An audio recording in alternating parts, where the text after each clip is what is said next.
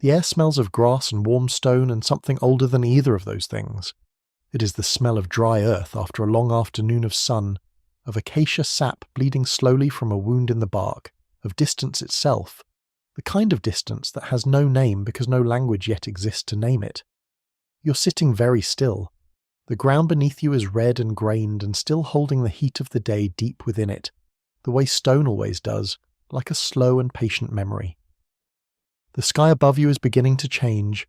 It has been a deep and burning blue all day, the kind of blue that feels like pressure, like weight, like a vast lid pressed down over the world. But now, at the far western edge of the plateau, something is softening. The blue is giving way. There is ochre along the horizon, and rose, and a shade of violet you have never seen anywhere but here, at this exact hour, on evenings when the dust from the grasslands hangs just right in the cooling air. You do not know what you are about to see. You do not know that 70,000 years from now, creatures who share your blood and your hands, and the particular way your mind turns a question over and over, will try to reconstruct this exact moment from fragments of bone and pigment and charcoal. You do not know any of that. You know only that the fire needs tending, and that the people around you are settling into themselves, and that somewhere out beyond the orange line of the horizon, the night is waiting. It has been waiting all day. It always has been. Tonight you will watch it arrive. Welcome. Find a comfortable position and let yourself settle. If you're lying down, feel the weight of your body resting against whatever is beneath you. If you're sitting, let your shoulders drop. Let your hands rest open. There is nothing you need to hold on to right now. There is nowhere you need to be. Tonight we are going somewhere very old, older than any city, older than any road, older than the first scratched marks on the first cave wall. We're going to a place on the eastern edge of the African continent, on a long, tilted plateau above a river valley that no longer exists in the form it once held. The year is approximately 70,000 BCE. The air is clear and sharp and still carries the warmth of a long, dry season afternoon. There is a small group of people here, perhaps 20 of them, perhaps 25. They are not so different from you. They stand upright. They have hands with the same number of fingers as yours, eyes with the same depth of focus, minds with the same capacity for memory and wonder and grief. They have been walking for a long time, weeks, perhaps months, following the grasslands where the game moves and the water pools at the bottom of the dry valleys. Tonight they have stopped. Tonight they have fire. This is what we will sit with together. The fire, the people, the enormous African night pressing in from all sides with its 10,000 sounds and its rivers of stars. We will stay here for a while, in this oldest of human moments, and let it carry us slowly and gently toward rest.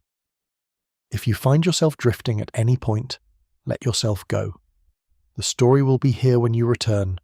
The fire will still be burning. The night will still be open and full and warm. There is no hurry here. There never was. If you enjoy listening to sleepy prehistoric stories like this, subscribe. I post stories like this weekly. The plateau stretches in every direction, and the light is changing.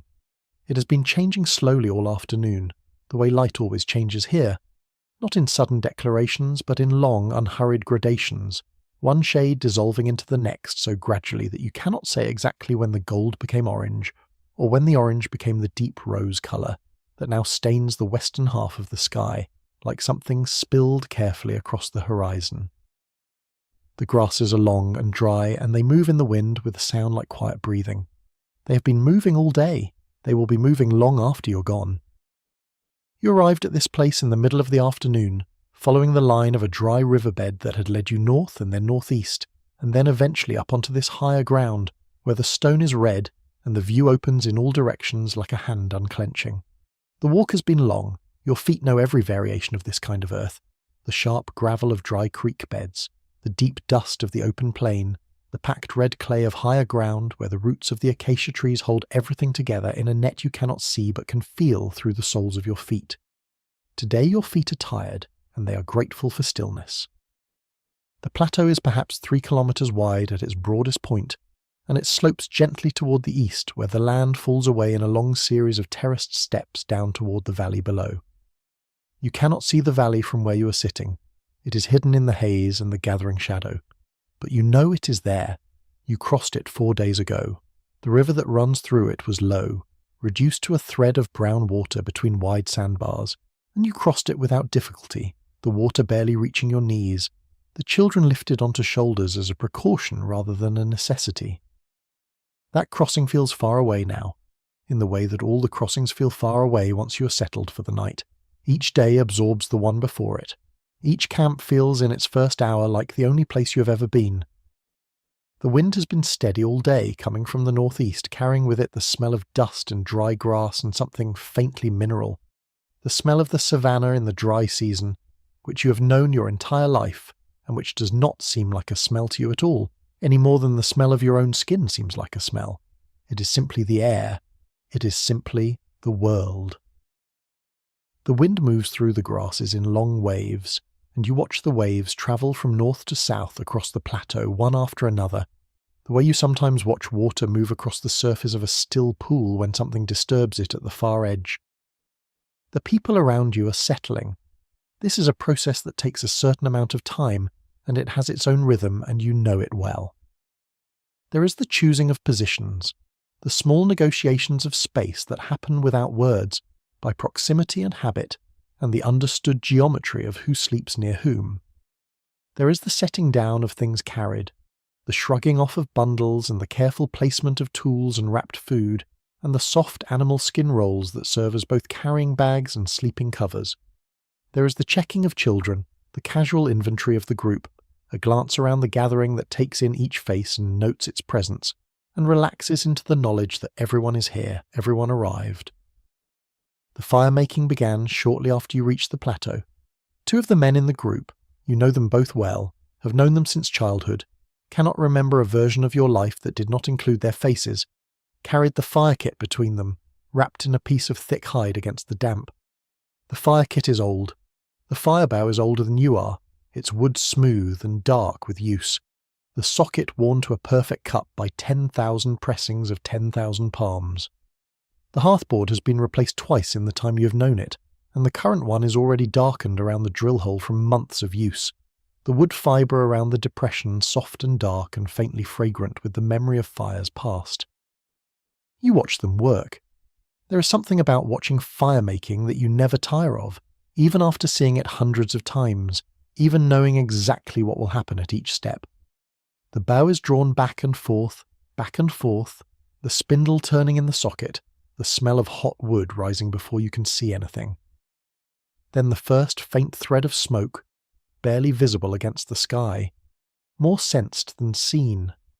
Then more smoke, thin and serious, rising in a straight line because the wind has died in that moment, as it sometimes does at just the right instant, as though cooperating. Then the ember, the dark orange kernel of heat glowing in the tinder bundle, nursed with careful breath, coaxed and encouraged with the focused attention that is something between prayer and craft, and something older than either. The first flame arrived as the sun touched the horizon. It is always like this, the feeling when fire catches. Even after all this time, even knowing it always catches eventually, there is something that lifts in your chest at the moment the flame appears, a small private relief that is also a kind of gratitude, though you have no word for gratitude, only the feeling itself, which is perhaps enough. The flame was given to the prepared kindling, and the kindling gave it to the larger wood, and within the time it takes to exhale slowly 3 times, there was a proper fire burning on the plateau, and the world around it organised itself accordingly. The group gathered toward the warmth almost immediately, not because they were cold. The evening air here is not cold, not yet, not until the deep middle of the night, but because fire is a centre, a point of orientation, a place that defines the space around it. Without the fire, the plateau is simply open in all directions, continuous with the rest of the world. With the fire, there is a here, there is an inside and an outside, there is a circle of light and warmth and belonging, and then beyond it there is everything else. This is perhaps the oldest human architecture. This is perhaps the first room. You're sitting perhaps 2 arm lengths from the fire, not so close that the heat is uncomfortable against your face, not so far that you feel separated from its warmth and its light. This is the distance you always choose. Others have their own preferred distances. Some sit close enough that their faces are fully lit, warm and slightly shadowed in the hollows, like the landscape of a small country seen from above. Others sit back in the half-light where the fire's glow fades into the general dimness of dusk, their faces softer and less defined, moving in and out of visibility as the flames shift. The grasses beyond the fire circle are already disappearing into shadow. The acacia trees that stand scattered across the plateau, 10 of them visible from where you sit, none close together, each one inhabiting its own territory of space, with the solitary dignity that acacia trees always carry, are silhouettes now, flat and black against the fading sky. Their branches are the kind of shape you could draw without thinking, the kind of shape your hands already know. Flat-topped, wide-spreading, the branches lifting and then extending in long horizontal reaches, as though the tree is gesturing outward, indicating the horizon, saying, all of this. The first stars are appearing. They always appear in the same order, the brightest ones first, and you have watched this happen so many nights of your life that you sometimes feel you know their names, though you do not have names for them in the way that people far in the future will name them. You have something else, a familiarity, a recognition. That bright point low in the east, you know that one. It rises early and sets late, and in the deepest months of the dry season, it is almost directly overhead at the middle of the night. You have watched it from many different plateaus and riverbeds and campsites, and it has always been the same, always in the same part of the sky, always brighter than its neighbours. It is a reliable thing. The world has few enough reliable things that each one becomes important. The fire settles and rearranges itself with a soft collapse of embers, and someone adds a piece of wood, and the flames rise briefly and then settle again into their slower, steadier rhythm. The smoke rises in a thin column, bending slightly at the top where the wind catches it, dispersing into the dark air above the fire circle. The smell of it is deep and comfortable. It is the smell of safety. It is the smell that, somewhere in a part of your body older than your thoughts, means you may rest now. You may close your eyes. The night is not yours to fight. The fire is here. Around you, people are beginning to eat. The remains of the day's food, dried meat wrapped in leaves, tubers that were cooked this afternoon while the fire was still being established, and the children were gathered in, and the sleeping places sorted out. There is a quiet in the eating, the kind of quiet that is not the absence of sound but the presence of something settled. The fire speaks in its low language of crackling and breathing. The grasses speak in theirs. Somewhere far out on the plateau, something large moves through the grass with a sound like a long sigh, and then it is gone, and the grasses resume their ordinary conversation with the wind. The sky overhead is now fully dark between the stars. The last light has gone from the western horizon, leaving only a faint warmth at the very edge, a residue of the day too faint to be called a glow, more like the idea of light than light itself. Above you the stars are thick and uncountable, the broad path of the galaxy running from northeast to southwest across the whole dome of the sky, a river of faint light that is not really light, but the accumulated glow of 100 billion fires burning so far away that the distance between you and them makes the distance you walk today feel like a step across a threshold. You have never thought about what those lights are, not in the way the people 70,000 years from now will think about them, but you have looked at them on every clear night of your life, the way you look at everything important and familiar, with a quiet attention that is not quite curiosity and not quite prayer, but something that contains both. They are there. They were there before you were born. They will be there after the fire goes out. In this, they are like the land itself, older than you, continuous, indifferent to your presence, and yet somehow made more present by it, as though they needed eyes to become fully what they are. The plateau at dusk is a kind of belonging. You do not have a word for belonging either, but you have the feeling, which is the same thing, perhaps the more complete thing. You belong here, in this circle of firelight, on this tilted red plate of stone above the valley, under this particular arrangement of stars. Tomorrow you will be somewhere else, and you will belong there too. This is perhaps the deepest thing about the way you live, that belonging is not a property of places but a property of presence itself. You are here, therefore you belong here. It is enough. It has always been enough. The fire burns. The stars turn slowly overhead. their movement too slow to see directly but visible over the course of hours as different constellations rise in the east and set in the west, the whole sky wheeling around the still point in the north. The wind from the northeast has dropped to a gentle stirring, barely enough to move the tall grasses at the edge of the firelight. The night is settling into itself, finding its temperature and its rhythm, preparing for the long, slow hours ahead.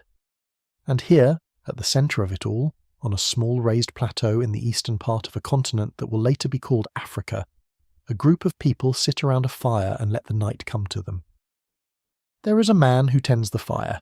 His name, in the language your group uses, a language of sounds and clicks and tonal variations that is not the oldest human language, but is certainly among the oldest still alive anywhere in the world, is something that might be rendered approximately as a sound between a breath and a word, something breathy and brief, like the sound of a foot placed carefully on soft ground.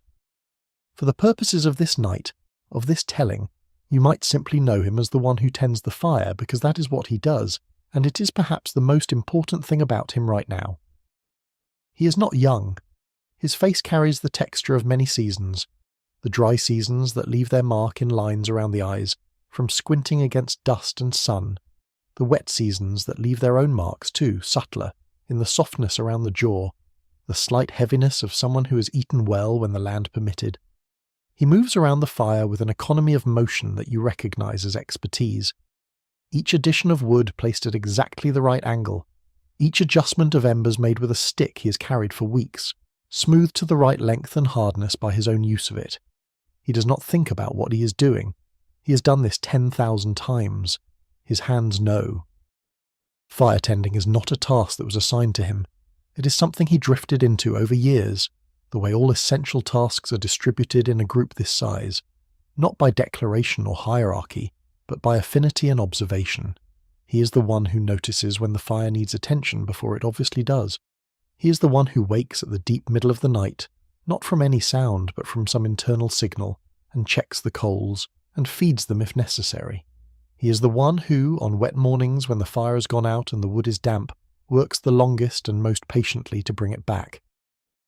Because of him, the group has not been without fire for more than a day in the past 3 years. You do not think about this consciously. None of the group does. It is like breathing. You notice its absence long before you notice its presence. But if you were asked, you would know without hesitation that this man, this particular careful pair of hands, is the reason you are warm tonight, the reason the meat was cooked, the reason the darkness outside the firelight is the kind of darkness that stays outside rather than the kind that comes in. Beside him, close enough to the fire that her face is fully lit on one side and entirely shadow on the other, is a woman who is nursing a child. The child is perhaps 8 months old, not yet walking, still entirely dependent on her body for warmth and food and orientation. She holds him with the ease of long practice, adjusting her position when he fusses without looking at him, her attention divided between the fire and the group, and the child in the practiced way of a person managing multiple things that are all important and none of which requires her full concentration. She looks out into the dark beyond the fire with calm eyes. She has been looking at that darkness every night of her life, and it has never given her reason to do anything but look. She's perhaps 23 years old. She has had 2 children before this one. The first did not survive its first year.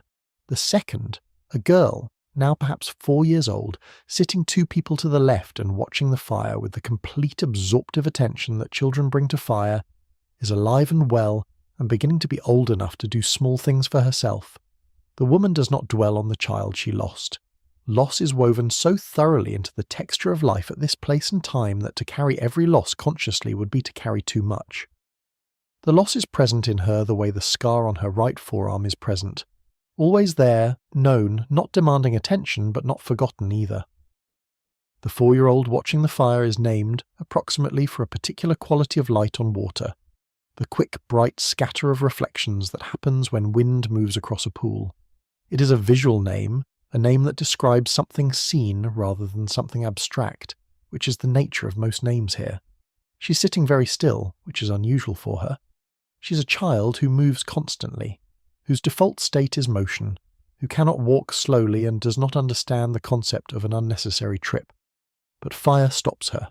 Fire has always stopped her, since she was old enough to focus her eyes on something bright and understand that it was the same brightness as before, that it was the same thing seen again. She stares into it now with the earnest and total attention of a child for whom nothing has yet been divided into important and unimportant, into worth watching and not worth watching. What she sees in the fire no one can know, possibly nothing beyond light and movement and warmth and the abstract pleasure of patterns forming and dissolving. Possibly something more, some flicker of the quality that will thousands of generations from now produce artists and dreamers and mathematicians, people who find structures in apparently random things, who can sit still and watch something complex and simple at the same time, and find in it a satisfaction that has no clear purpose. She will not remember this night. She is too young. But something in this night is happening in her, deposited in that deep level of the self that lies below memory, below language, below the threshold at which experience becomes story. Others are gathered around the fire in their various postures of relaxation.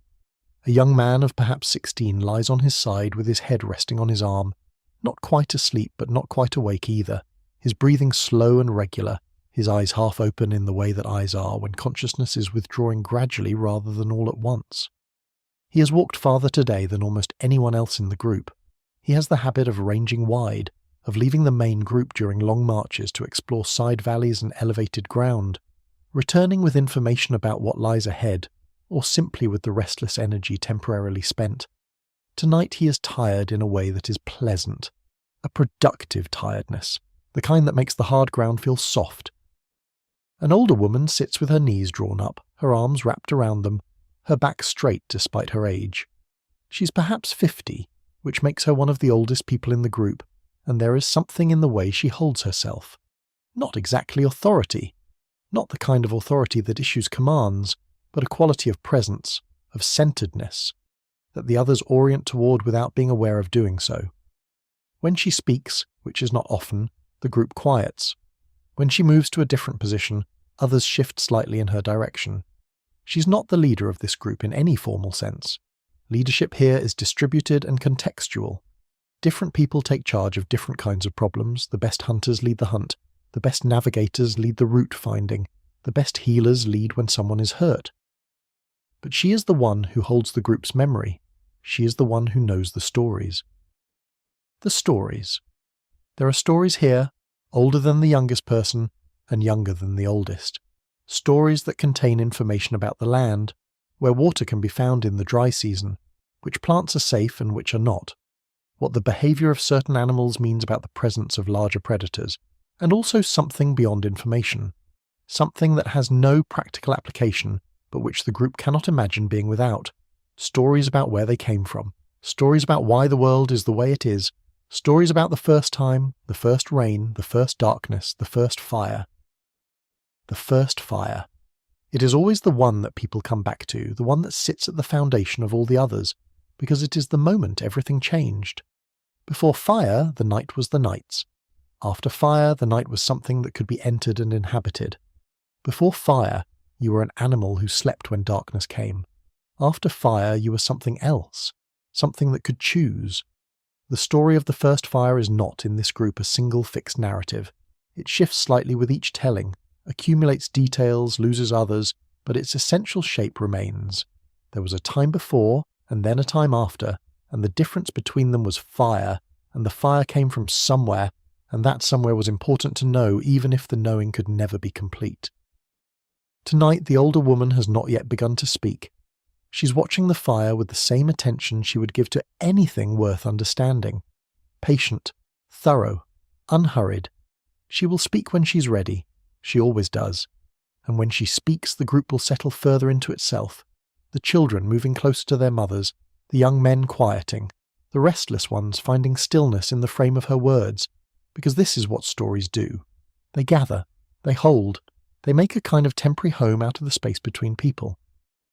For now, though, silence, or what passes for silence here, which is never truly silent, which is always full of fire sounds and grass sounds, and the sounds of the savannah night beyond the firelight. A child coughs once and is quiet. The fire tender adds another piece of wood and the flames rise and settle. Someone shifts position with a small involuntary sound of tiredness. The baby nursing at his mother's breast makes a soft contentment sound that is not quite a sigh and not quite a murmur, but something between. The sound of a creature fully supplied with everything it needs. You lean slightly toward the warmth. The night air has cooled a few degrees in the last hour, not uncomfortably, not in a way that requires any action, but enough that the fire's warmth is perceptible now in a way it was not earlier, when the residual heat of the day was still in the ground and the air. Your back is cooler than your front. The stars overhead are brilliant and fixed and immeasurably far. The grass moves in its slow wave, south to north now, the wind having shifted slightly in the way it often does as the night deepens. The fire tender pauses in his tending and sits back on his heels, looking into the flames with the expression of someone who has nothing to do for the moment and is entirely comfortable with that. His face in the firelight is handsome in the way that people who spend their lives outside are often handsome, not in any fashionable sense, but in the sense of being entirely suited to their world, their features calibrated by years of reading distant landscapes, their skin weathered to the exact shade of the earth they move across. He is comfortable in a way that is the opposite of complacency. He is comfortable because he knows exactly where he is, and exactly what is needed, and exactly how to provide it. This is a kind of mastery that is invisible until you know what to look for. The baby has fallen asleep. His mother shifts him gently to her shoulder, supporting his head with one palm in the practiced way, and settles back. The 4-year-old is still watching the fire. The young man on his side has crossed the threshold into sleep. His breathing has deepened, and his eyes have closed entirely, and he has the absolute stillness of someone who has gone far away, somewhere that fire and stars and the plateau have no reach. The older woman continues to hold the group's memory in her attention, and the fire continues to hold the group in its light, and the night continues to press in from all sides with its thousands of voices. You are exactly where you are. There is no distance between yourself and this moment. The fire is warm, the ground is solid, the sky is deep and clear, and full of a light so old it has been travelling toward you for longer than the land beneath you has existed. Rest here for a while. There is no hurry. There is only this. Beyond the edge of the firelight, the world is enormous. This is something you understand deeply, not as a fact, but as a physical reality. The way you understand the weight of the sky or the hardness of the ground. It is simply part of what is true, a truth so constant that you carry it in your body rather than your thoughts. The world is enormous. It extends in all directions without limit. It has been here long before you, and it will be here long after you, and its scale is not a thing to be frightened of, but a thing to be in right relationship with. The way you are in right relationship with the river when you choose a good crossing place, or in right relationship with the lion when you choose to make noise rather than try to be silent. Tonight, the world beyond the fire is speaking in many voices. You have learned this language over a lifetime of nights, not systematically, not with effort, but the way you learn any language that surrounds you from birth. You understand it without being able to explain it. You know which sounds belong and which do not. You know the difference between the sound of the night that means everything is as it should be, and the sound of the night that means something has changed. Right now, everything is as it should be, and the knowing of this is not a thought so much as a settled fact in the body, the same certainty that tells you when you have found good footing on uncertain ground, a click of rightness, a small release of vigilance. The crickets are singing, dozens of species, each with its own timing and pitch, layered over each other in a complexity that would require months of careful listening to fully pass. They have been singing since the last light left the sky, and they will sing until the first light returns, and their song is so constant that you stopped registering it consciously some time ago. It is background. It is the foundation tone of the night, the thing against which everything else is measured. When the crickets stop, when all of them stop suddenly and simultaneously, you will know it immediately, and your body will be on its feet before your mind has finished processing the silence. This has happened before. It always means something. But tonight the crickets are singing, tonight the silence is full. Above the crickets, occasional and unpredictable, come the calls of birds. Most of the birds of the daylight world have gone silent, roosting in the acacia trees or in the rocky outcrops at the southern edge of the plateau. But the night birds are awake now, just beginning to assert themselves, A nightjar somewhere in the middle distance makes its mechanical churring call, a sound like a small wheel turning rapidly, steady and slightly hypnotic.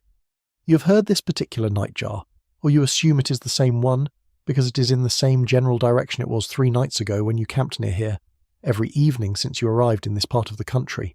Its call is one of the most reliable sounds of the African dusk, as much a part of the transition from day to night as the fading of the light itself. Far to the north, an owl, a large one, from the depth and resonance of the sound, calls once and then waits. There is no answer. The owl calls again, the sound carrying perfectly in the still night air, and then there is silence again from that direction. Owls do not always call for response. Sometimes they call simply to locate themselves in the landscape, to send their sound out and map the echo of it, the absence of response telling them something about what is or is not in the territory ahead. This owl is moving north. You will not hear it again tonight. It is going somewhere that your path will not cross, engaged in its own nocturnal business with the efficiency of a creature that has been doing this same thing for its entire lineage, for thousands of generations before it was this particular owl calling into this particular night. From the east, carrying on the wind, comes the sound of a hyena. Not close. Perhaps a kilometre away. Perhaps more. The sound is one you know well. The descending whoop that is the hyena's most distinctive vocalization. A sound that other animals understand as carrying information about pack size and location. You know it as a sound that means a group is moving, checking its territory, communicating its presence to others of its kind. It is not a sound that means danger for you, tonight, at this distance. It is just a voice in the larger conversation of the dark. Hyenas are intelligent, and you have a long relationship with them. Not friendly, but clearly defined, each side understanding the terms. You do not go near their dens, they do not approach your fires. Within these understandings, the relationship is stable, predictable, almost neighbourly. The savannah at night is not silent, and it is not peaceful in any simple sense. It is active, it is complex, it is a network of hunters and hunted, of movements and stillnesses, of things eating and things being eaten, all of it organised according to rules that have been worked out over millions of years by the slow adjustment of everything to everything else. The animals that share this plateau with you are not threatening because you understand them. Not completely, not in any way that could be written down, but in the practical and embodied way of someone who has lived alongside them for their entire life, who has watched them and listened to them and felt the ground tremble when they pass, who has learned over years and decades what each sound means and what each absence of sound means. The lion that is probably somewhere to the south right now, you smelled it late this afternoon briefly, the distinctive musk carried on the wind for just a moment before the wind shifted, is not a threat to your firelit group. Not tonight, not at this distance.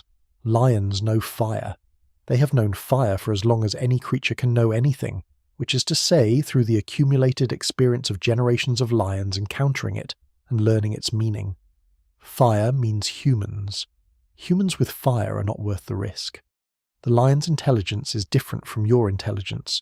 It solves different kinds of problems with different tools, but in its domain, which is the calculation of cost and benefit in the pursuit of prey, it is extremely good. The benefit of attacking a firelit group of humans does not outweigh the cost. The lion knows this. It has always known this. This is one of fire's first gifts to your kind, the renegotiation of your position in the predator hierarchy. Before fire, you were prey, capable prey, prey that could fight back, prey that lived in groups and made noise and threw things, but prey nonetheless, something that lions and leopards and the larger hyenas would take when the opportunity presented itself. After fire, the calculation changed. Not instantly, not completely, but in the direction of safety. The darkness, which had once been entirely the property of things that could see in it better than you could, became something you could mark and hold and make your own, at least in a radius measured by the reach of flame. This shift, small in absolute terms, enormous in its long-run consequences, is one of the things that made your kind what it eventually became. The fire bought time, the time bought everything else.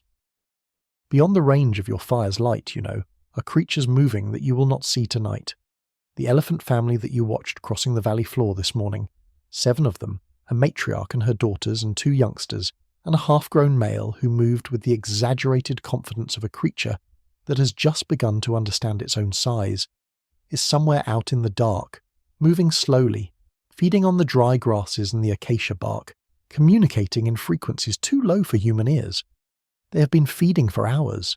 They will feed for hours more. An elephant's relationship to time is one of patience and continuity. They do not hurry, they do not rush. They move through their lives with the enormous deliberateness of creatures that have very little to fear from anything, and have therefore never needed to develop urgency as a way of being. There are other things. A pair of leopards that range this plateau.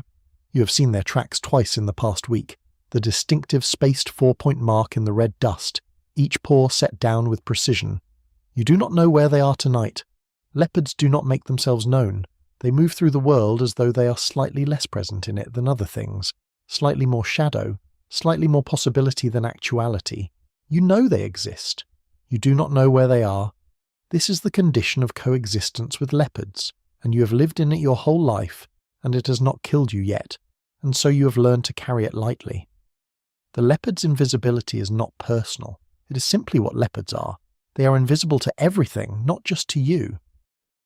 There are jackals, certainly, and caracals, and the servals that hunt the rodents in the grass, and the nightjars and barn owls that hunt the insects, and the insects themselves in their vast and uncountable millions. Beetles and moths and countless species of flying things that have no names here, but exist in such profusion that every night the air above the plateau is thick with them, invisible but present, felt as a gentle resistance when you walk through them, heard as the faint collective drone that underlies the cricket song if you listen for it.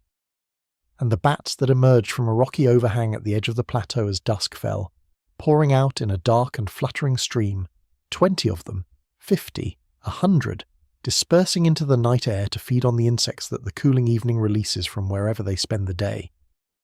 The grass beyond the fire circle has its own world within it. You know this without having thought about it explicitly, the way you know that water is wet. It is simply part of what the grass is. Down among the roots, where the soil is cool and dark even in the middle of the day, the mice and shrews and small digging creatures are active, following their underground paths and their surface paths and the secret corridors through dense stem bases that only they know. The mongoose family that denned somewhere at the base of the rock outcrop to the south is probably awake now, the adults alert and restless with the night energy that makes nocturnal creatures different from diurnal ones in a way you can feel without being able to articulate.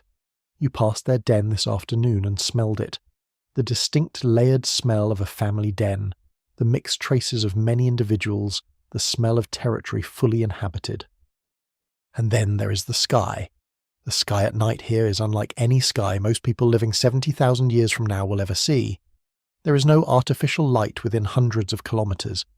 The air is clear and dry, and the altitude of the plateau removes the last of the haze from the low ground. The stars are not points, they are presences. The Milky Way is not a pale smear, but a structure, a complex three-dimensional architecture of light rendered in 2 dimensions on the dome above you, with depth and shadow and texture if you allow your eyes to relax and your focus to soften, and the whole thing to resolve from individual points into something more like landscape. The galaxy is a landscape. You are inside it. This is one of those facts that remains true regardless of whether you know it. You know the sky the way you know the land, by long familiarity, by the accumulated observations of every night of your life. You know where the bright star in the east rises, and you know roughly when it will be directly overhead, and you know that when it sets in the west the night is more than half over. You know the cluster of 6 or 7 close stars that appears in the east in the dry season, and in the west in the wet season, that tracks the year with the precision your group relies on for planning. You know the river of light that runs across the sky, and the dark patches within it, and the few very bright stars that stand apart from the others, like elders standing apart from a group. This last image is one you have thought before. Stars like elders. You're not sure what to do with this thought, so you do nothing with it. You simply hold it. Let it be what it is. What you do not know, what no one here can know, is what any of it is. The stars are lights. They are real lights, not decorations, not messages in any literal sense, but real burning things that exist in the same world you exist in, only incomprehensibly far away. The galaxy you are looking at contains hundreds of billions of them. Some are larger than anything you could imagine if you could imagine something larger than the sky. And the sky, looking down from above the thin membrane of air that makes this plateau habitable, gives way immediately to a void so large that the distances within it cannot be expressed in any unit of measure that would mean anything to any creature on this plateau. You do not know any of this, but you look up at the stars anyway, because the looking is its own justification, because wonder does not need to be rationally explained to be genuine. None of this matters, and all of it matters. It matters that the sky is full. It matters that the stars are there. It matters that you look up at them with the same kind of attention that your descendants 70,000 years from now will bring to them, searching not for factual information but for something less definable. A sense of scale, a sense of relation, the particular quality of awe that comes from seeing something so large that it makes your own smallness feel not diminishing but clarifying. You are small. The night is enormous. Both things are true at the same time. In the space between them, something important lives. Something that has no name here and does not need one. A shooting star crosses the sky from east to west. Brief, brilliant, a line of light that exists for less than a second and then is gone as completely as though it never was. The 4-year-old sees it. Her intake of breath is audible even over the fire sounds. She looks immediately at her mother, and her mother nods, and no words are exchanged because none are needed. The shooting star happened. They both saw it. It was real. This is enough. The shared witness. The confirmation that the world just did something worth noting, that they were both here when it did. This is the oldest form of community. Two people pointing at the same thing. Two pairs of eyes on the same surprise. The night deepens. The fire burns steadily, fed by the firetender's quiet attention. The sounds of the savannah continue their complex discourse beyond the ring of light. The stars wheel slowly overhead, unhurried, indifferent, brilliant. And here on the plateau, at the centre of the enormous night, the small fire holds its ground, and the people around it hold theirs, and the world outside is vast and full of life, and mostly at peace with itself, in the way that living systems at equilibrium are always, in some sense, at peace. The balance is never perfect. Balance never is. But it is close enough tonight, and that is enough. You breathe the night air. It is dry and slightly cool and carries the smell of the grassland in full dry season reduction. The grass is giving back their last moisture to the sky.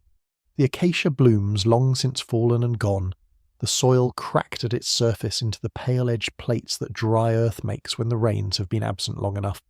It is the smell of patience, of waiting, of knowing. Without knowing you know that the rains will come, that they always come, that the dry is only one half of the year's long conversation with the sky, and the wet half is already on its way from wherever wet seasons come from, already moving across the ocean to the east, already deciding on its arrival date. If you're drifting now, let yourself go. Subscribe so the next story is waiting when you return. Sleep well. The older woman has been quiet for a long time. Long enough that the group has fallen into the particular silence of people who are waiting without knowing they are waiting. A silence that has a slight lean to it, a tilt toward the source of what is expected. She has been watching the fire.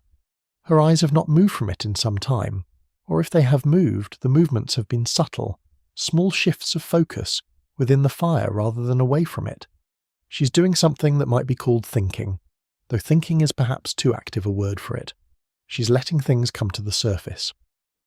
When she speaks, it is not loudly. She never speaks loudly.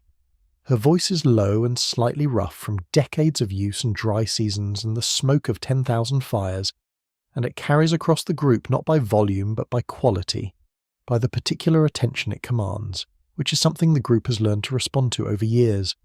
When this voice begins, you listen. Not because you have been told to listen, but because something in your experience of the group has established slowly and without drama that when this voice speaks, something worth hearing is about to be said. She begins in the way she always begins, which is not with the story itself, but with the landscape the story lives in. She speaks of the place they came from, not this plateau, not the valley they crossed 4 days ago, but somewhere further back, months of walking, perhaps a year of walking, the place where the group spent 2 full dry seasons before the water became unreliable, and the game moved and the calculation shifted in the direction of elsewhere. She speaks of the way the morning light came off the escarpment there, how it arrived on the eastern face in a particular warm golden quality that she has not seen in quite the same form anywhere since. She speaks of the smell of the particular grass that grew in the valley below that escarpment, a grass with a sweetness in its stems that the local grazers loved, that made the herds cluster and the hunting good. She's not describing this place as a destination. She's not suggesting they should return. She's building a world, assembling it from details, light quality, smell, the particular sound of the wind through that specific valley, with the care of someone who understands that a world not described becomes a world not remembered, and a world not remembered becomes as though it never was. She is fighting impermanence. She is doing it the only way available to her, with words, with the breath-shaped sounds that carry meaning from one mind to another. This is perhaps the most extraordinary thing happening on this plateau tonight, more extraordinary in some ways than the fire or the stars or the ancient red stone. It is happening in someone's mouth and travelling through the air and arriving in someone else's mind, and what it carries is not just information but continuity, the ability to make the past present, to reach back across time and pull it forward into the now. This is something your species has that no other creature on this plateau has in the same form. The hyena knows its territory. The elephant remembers water sources. But only you, only your kind, can sit by a fire and describe a place you left 2 years ago with enough precision that someone who was there with you sees it again in their mind, and someone who was not there sees it for the first time. She speaks for a while about the escarpment place, the long seasons there, the things that happened. She speaks of the child who was born there, not the child who died, not yet, but the one who lived, the small girl now 4 years old who's still watching the fire with her complete attention.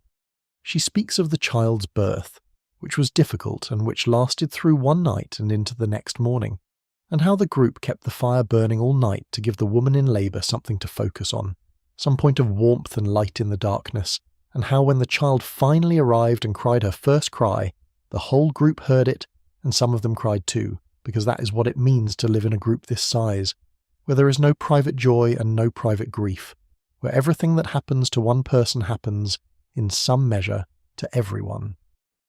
The 4-year-old has not understood that the story is about her.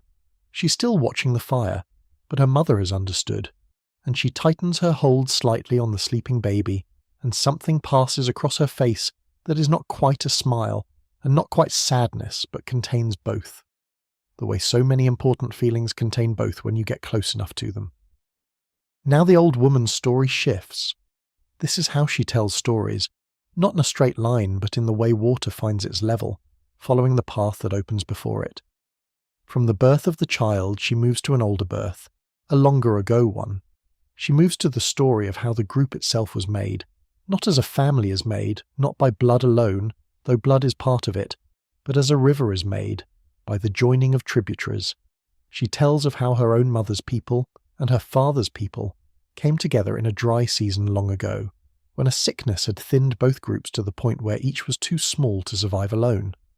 2 groups became one. The sickness passed. The combined group survived.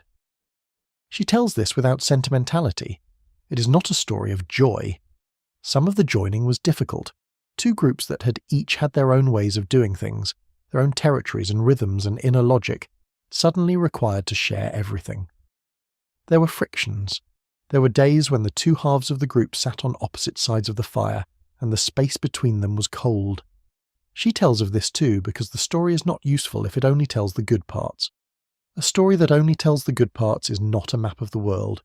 It is a picture of a world that doesn't exist, and a picture of a world that doesn't exist cannot help you navigate the one that does. But the frictions softened. They always soften, she says, not by being resolved, not by either side winning, but by time and shared experience, and the way that doing the same difficult things together, day after day, creates a kind of knowing that is different from any other kind. You know a person you have walked beside through a dry season, the way you do not know a person you have only sat with at the fire. The body knows things the mind has not yet caught up with. The feet remember who walked beside them. And the group that was 2 groups became, slowly and without ceremony, simply the group. The children in the group tonight are the children of that joining, not literally in most cases, but in the sense that they were born into a world where the joining had already happened, where the boundaries between the two original groups had already dissolved into the ordinary complexity of a family. They do not experience themselves as the children of two groups. They experience themselves as themselves. This is exactly how it should be. This is the whole point of the joining, that the next generation inherits a world where the division no longer exists, where the friction has become history and the history has become story, and the story is something told by a fire on a plateau, rather than something lived in a present tense of difficulty. The old woman pauses. She's been speaking for perhaps half an hour, though no one is counting. The fire has settled twice and been fed twice during her speaking. The wind has shifted slightly again, coming now from the south, carrying the smell of the lower grasslands, wetter than the plateau, still holding a faint moisture from the last rains, the smell of something green trying to be what it was before the dry season pressed it down. She pauses and looks around the group, as though taking inventory of her audience, as though confirming that the story she's carrying has an adequate number of recipients. The young man who fell asleep earlier has woken, not suddenly but gradually, the way people wake when they have slept only lightly, when the sleep was shallow and full of the sounds of the waking world seeping through. He is propped on his elbow now, watching the old woman with the slightly blurred attention of someone not quite fully returned from wherever sleep took him. He has heard this story before. He has heard most of her stories before, but he has learned, in the way that young people learn things they do not expect to need, that familiar stories sound different at different times, that the same words carry different weight depending on when they arrive, and who you have been in the interval since the last time you heard them. The old woman's pause extends. It is not an empty pause. It is the pause before the part that matters most, the pause that the group has learned to recognize as the threshold between preamble and core, between the landscape and the thing that lives in it. She looks into the fire looks back with its dancing, wavering attention. Somewhere in the grass beyond the fire circle, something small and quick moves through the dark, and then is still. She begins the story of the first fire, her version of it, the version she received from her mother, who received it from her mother before that, who received it from someone whose mother was born in a time before this particular group existed, in a time so long ago that the chain of transmission stretches back into a darkness even she cannot illuminate. The story has changed in the passing. All stories change in the passing, but its shape remains, and its shape is this. There was darkness, and there was cold, and then there was fire, and then everything was different. How fire first came to the people in her telling is this. It did not come from the sky, which is the version some groups tell, the lightning version, the gift from above story. In her telling, it came from the earth. There was a rock, a particular kind of rock, smooth and dense and dark, and it struck another rock as rocks sometimes strike each other in the dry heat of summer, when slopes shift and boulders dislodge, and between them, in the brief moment of the striking, there was a spark, and someone saw the spark, and that someone was curious, in the way that your kind has always been curious, in the way that you follow the interesting thing, even when the interesting thing is not immediately useful.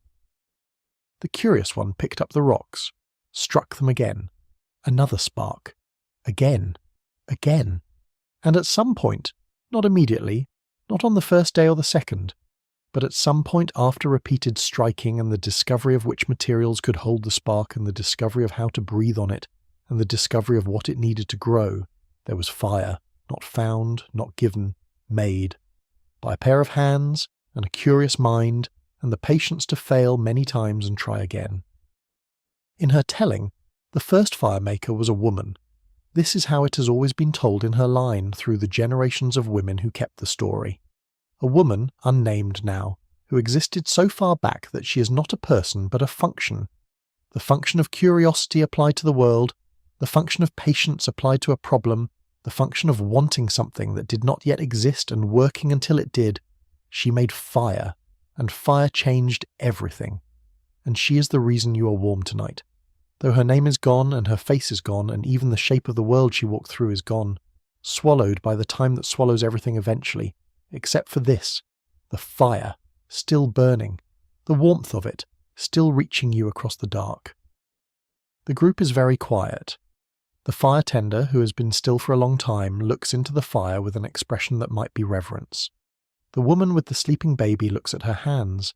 The 4-year-old has finally turned away from the fire and is looking at the old woman with the full, uncomplicated attention she usually reserves for the fire itself.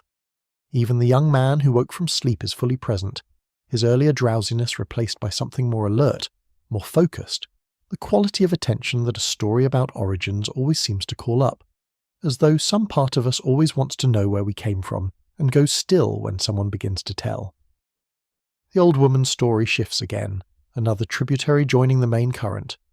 From the first firemaker, she moves backward in time and then forward again along a different line, tracing the path of the group's movement through the landscape, as though the movement itself is a kind of story, which it is. All movement is a kind of story. The body carries the memory of every path it has walked, every crossing it has made, every difficult terrain and easy terrain, and terrain that was neither one thing nor the other, but required a constant negotiation between the self and the ground. She tells of rivers. There have been so many rivers, in the life of this group, and in the longer life of the stories the group carries, which reach back through generations of movement. Rivers have been the defining geography, the things that cannot be avoided or ignored, the lines the land draws that the people must answer. Some rivers can be crossed, some cannot, not in their flood seasons, not when the rains have filled them to the edge of their banks and beyond, when the normally crossable places are deep and fast and carry in their currents the small floating evidence of everything they have swallowed upstream, branches, leaves, the occasional drowned animal turning slowly in the brown water. She tells of a river crossing from long ago, not her own memory, but a memory passed to her, already old when she received it. A story about a crossing that the group's ancestors made in a time when the group was different in composition, different in size, different in the particular mix of people and skills and histories that makes any group what it is at a given moment. But the river was the same, probably the same. Rivers are old.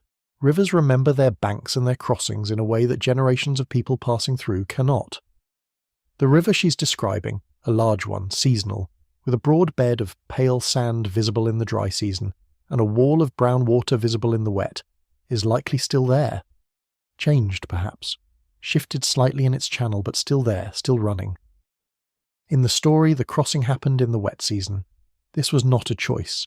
The group had been delayed, by sickness, by the difficulty of a member who could not walk quickly, and they arrived at the river when the water was high. The memory she's passing along does not include the debate about whether to cross. Perhaps there was no debate.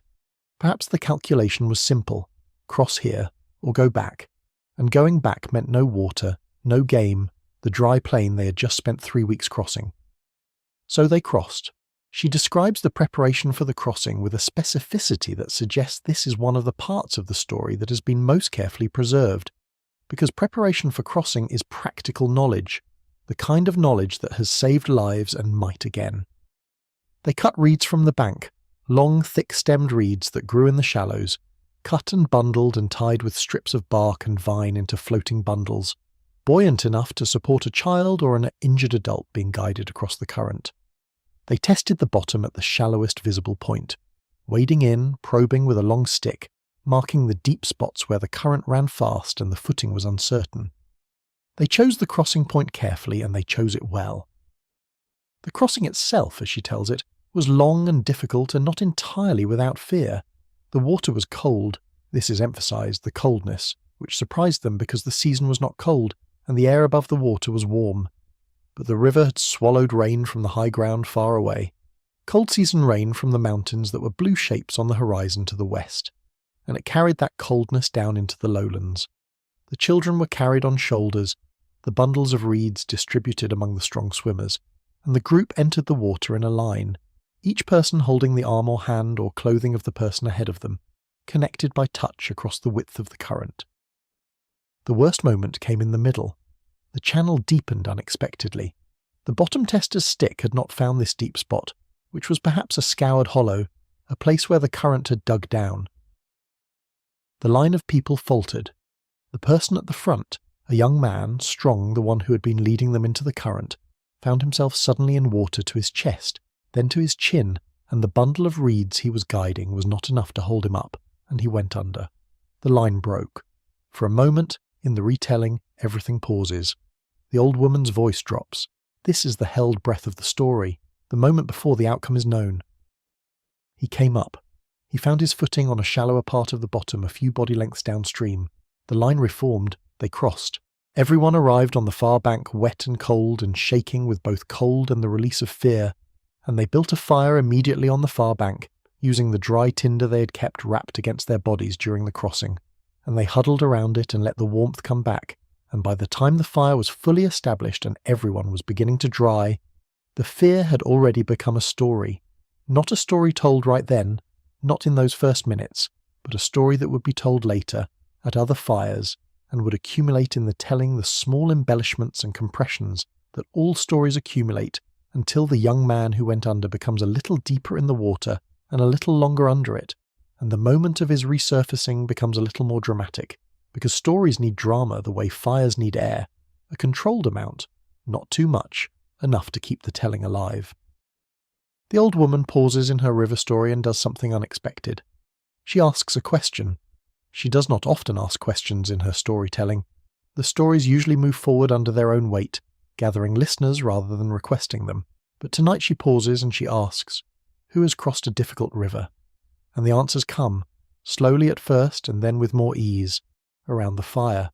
The young man who fell asleep and woke. The woman with the baby, describing a crossing she made when she was heavily pregnant. The water at her waist. The fear of falling. The fire tender, who crossed a river alone once, separated from the group by a storm and spent a night on the far bank before the water dropped and he could ford it and return. You think of rivers you have crossed. The body remembers them. The cold shock of entry, the sensation of the current pressing against your legs, the way the bottom shifts under your feet in ways the surface gives no warning of. You remember the particular quality of fear that rivers produce, which is different from the fear of predators, different from the fear of the dark. The fear of rivers is about the ground being taken from beneath you, about the removal of the most basic of certainties, that the earth holds you. Rivers reveal this certainty as contingent. They show you that the ground does not hold you everywhere, that there are places where the ground has dissolved into something that does not hold at all. But the crossing, when successful, and it has always been successful for you, because you are here, produces something on the far side that is unlike almost anything else. A kind of expansiveness, a kind of aliveness that is the body's response to having been in danger and emerged from it intact. You know this feeling. It is the feeling of arriving on the bank and wringing the water from your clothing and looking back at the river you just crossed and feeling the distance you have made in a different way than distance is usually felt. Not as depletion, but as accomplishment.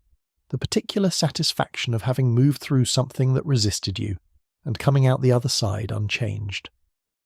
The old woman nods as the stories come in from around the fire. This is what she wanted.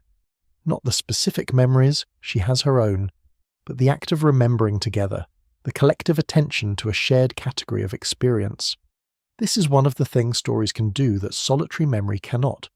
They can create a space in which the experiences of many people become temporarily one experience, where your river crossing and my river crossing and the crossing from 2 generations ago sit together in the same firelit moment and produce something larger than any one of them. This is what it means to be a group. Not just bodies moving together, but memories moving together, histories touching and overlapping and reinforcing each other until the group's past is not a series of individual pasts, but a landscape, a shared country of things that happened that everyone inhabits. The baby wakes briefly, makes a small sound of mild displeasure, is resettled and quieted without anyone speaking aloud. The fire needs tending again, a moment's work, a few pieces of wood, and it is burning well.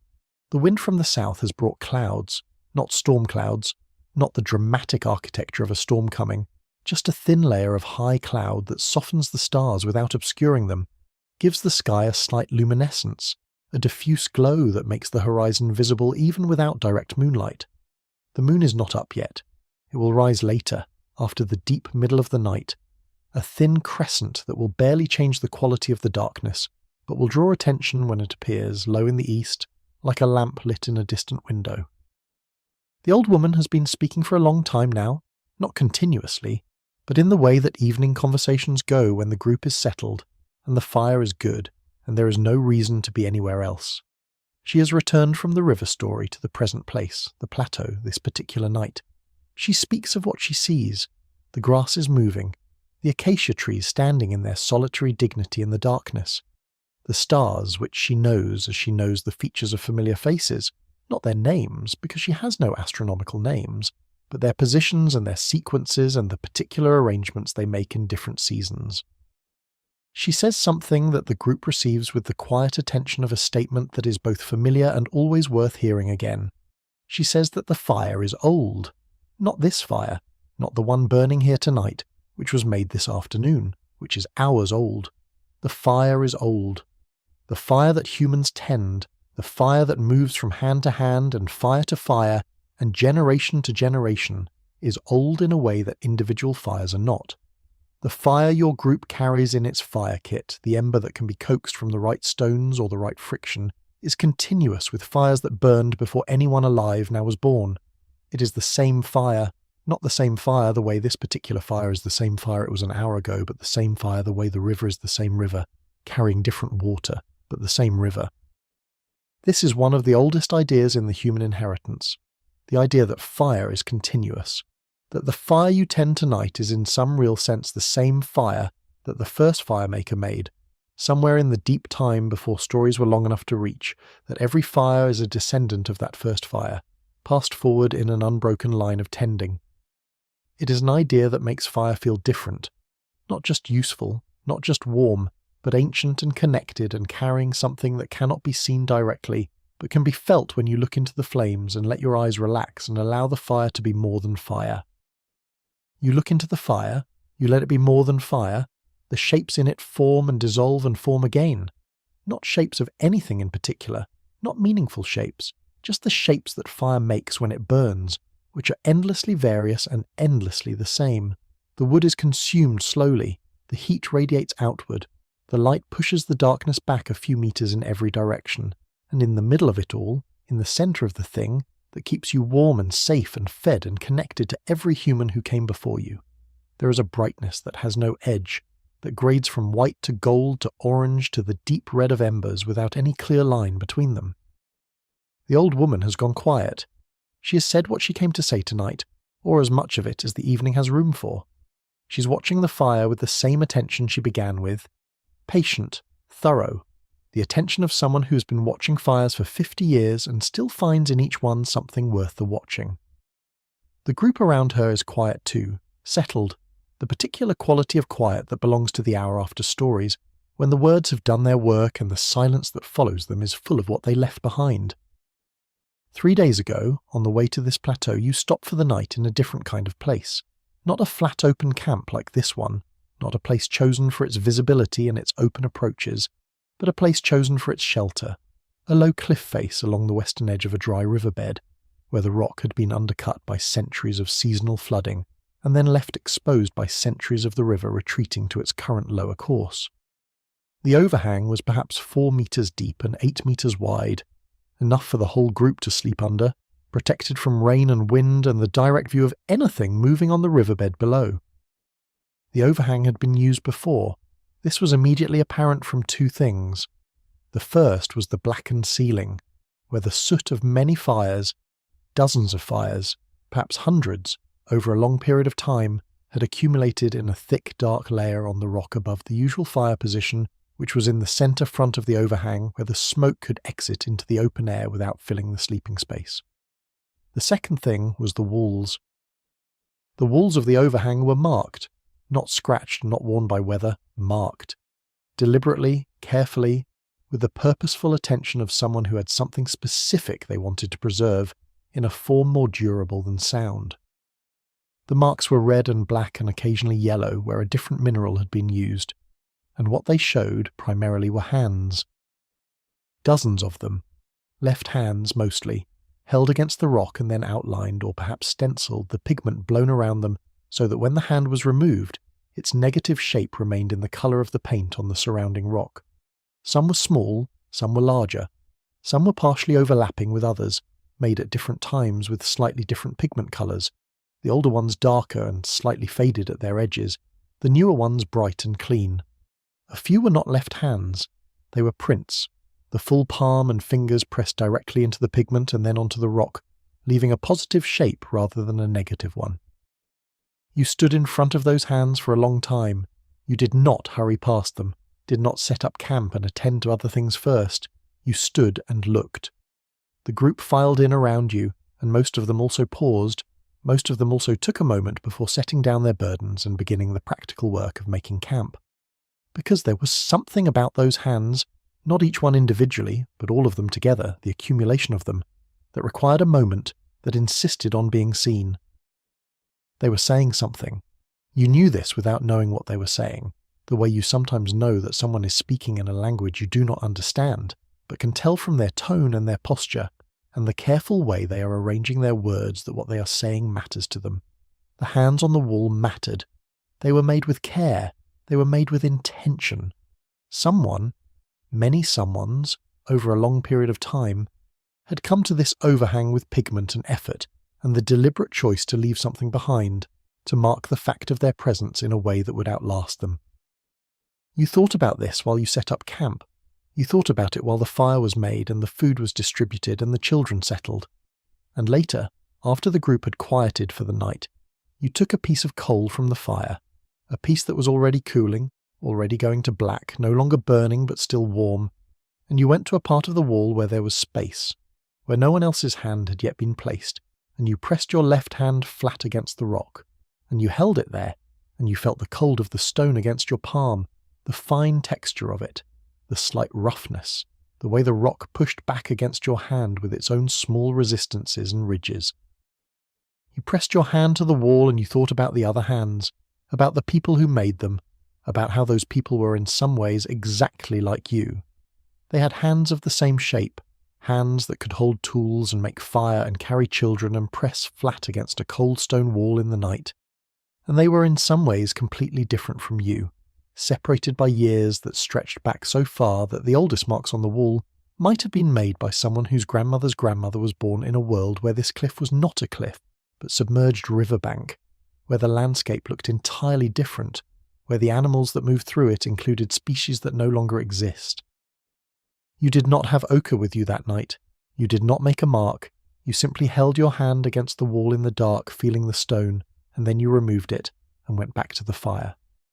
But something of the moment stayed with you. Something about the weight of those accumulated presences, all those hands, all those people, all those nights when someone stood where you stood and felt what you felt and decided, for reasons that are not entirely decipherable and not entirely necessary to decipher to leave a mark. The cave of hands is something your people return to when the route brings you near. Not always. The routes shift with the seasons and the game movements and the water availability, and sometimes many years pass without the circuit bringing you to that particular riverbed and that particular cliff face. But when you go, you look. You look at the accumulation, which is always slightly different from the last time. New marks, or the fading of old ones, or new damage from weather, or the movements of animals sheltering in the overhang during your absence. The hands come and go, slowly. The rock outlasts them all. There is a hand on the wall of the overhang that the old woman knows. Not her own. She made her mark decades ago, in a part of the wall that is now somewhat obscured by later marks, and a thick layer of dust from a section of ceiling that collapsed at some point in the past. The hand she knows is her mother's, or so she believes. She cannot be entirely certain. There are many hands of that size, and her mother did not tell her specifically which one was hers, but there is one hand on the right side of the overhang higher than most, made in a red that is slightly different from the others, more orange, less brown, suggesting a different mineral source for the pigment, and this is the one the old woman always goes to first. She places her own left hand beside it and leaves it there for a moment. This is the closest she can get to touching her mother, who has been dead for 15 years. The hands on the wall are a kind of communication that does not require language. They are not language.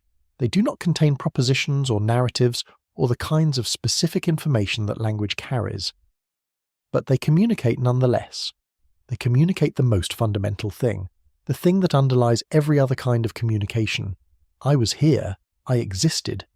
I pressed my hand against the world and left a mark. The world is full of my absence now because I am gone, but this mark remains, and if you look at it you will know that I was once present in the same way you are present now, that I had a body with a left hand and a left hand of roughly this size, that I stood in this place at some point in the long ago and made the choice to mark it. You think about this now, sitting at the fire on the plateau 3 days after the cave. You think about the hands and about what they mean. There is something about them that connects to what the old woman said earlier, about the fire being old, about the fire being continuous across the generations. The hands are also continuous in their way. Not the pigment. The pigment fades and cracks and falls and eventually disappears entirely, but the gesture is continuous. The act of pressing a hand to a wall, the act of saying I was here. This has been happening for longer than anyone in your group can trace, and it will go on happening in forms that you cannot imagine for longer than any of you will live to see. The ochre. The fire tender carries a small piece of red ochre in a pouch at his hip. Not a large piece, the size of his thumb, roughly, worn smooth from handling, carried more as a talisman than for a specific purpose, though there are specific purposes it can serve, marking a location, marking a body, marking a stone that has significance. He takes it out sometimes in the evening and holds it in his palm and looks at the colour of it in the firelight. The red of ochre in firelight is something specific, a warm living red, not the flat red of dried blood, but something brighter, something that seems to contain light rather than simply reflect it. He looks at it now. He does not use it. He puts it back. The marks people leave. This is something you have been thinking about since the cave, not as an abstract question but as a felt one, something pressing gently against the inside of your thoughts without requiring specific attention. You have been wondering, in the wordless way that most wondering happens here, whether you will be remembered. Not in any formal sense, not by name. Names are for the living, not the dead. But in the sense of continued, of carried forward, the way the old woman carries her mother forward in the mark she goes to on the wall, and the stories she tells by the fire. You're not sure whether the wondering matters. The world goes on regardless. The fire burns regardless. The stars turn regardless. The river continues to run in its bed, high in the wet season and low in the dry, whether or not anyone marks its banks or remembers its crossings. And yet the wondering does not feel pointless.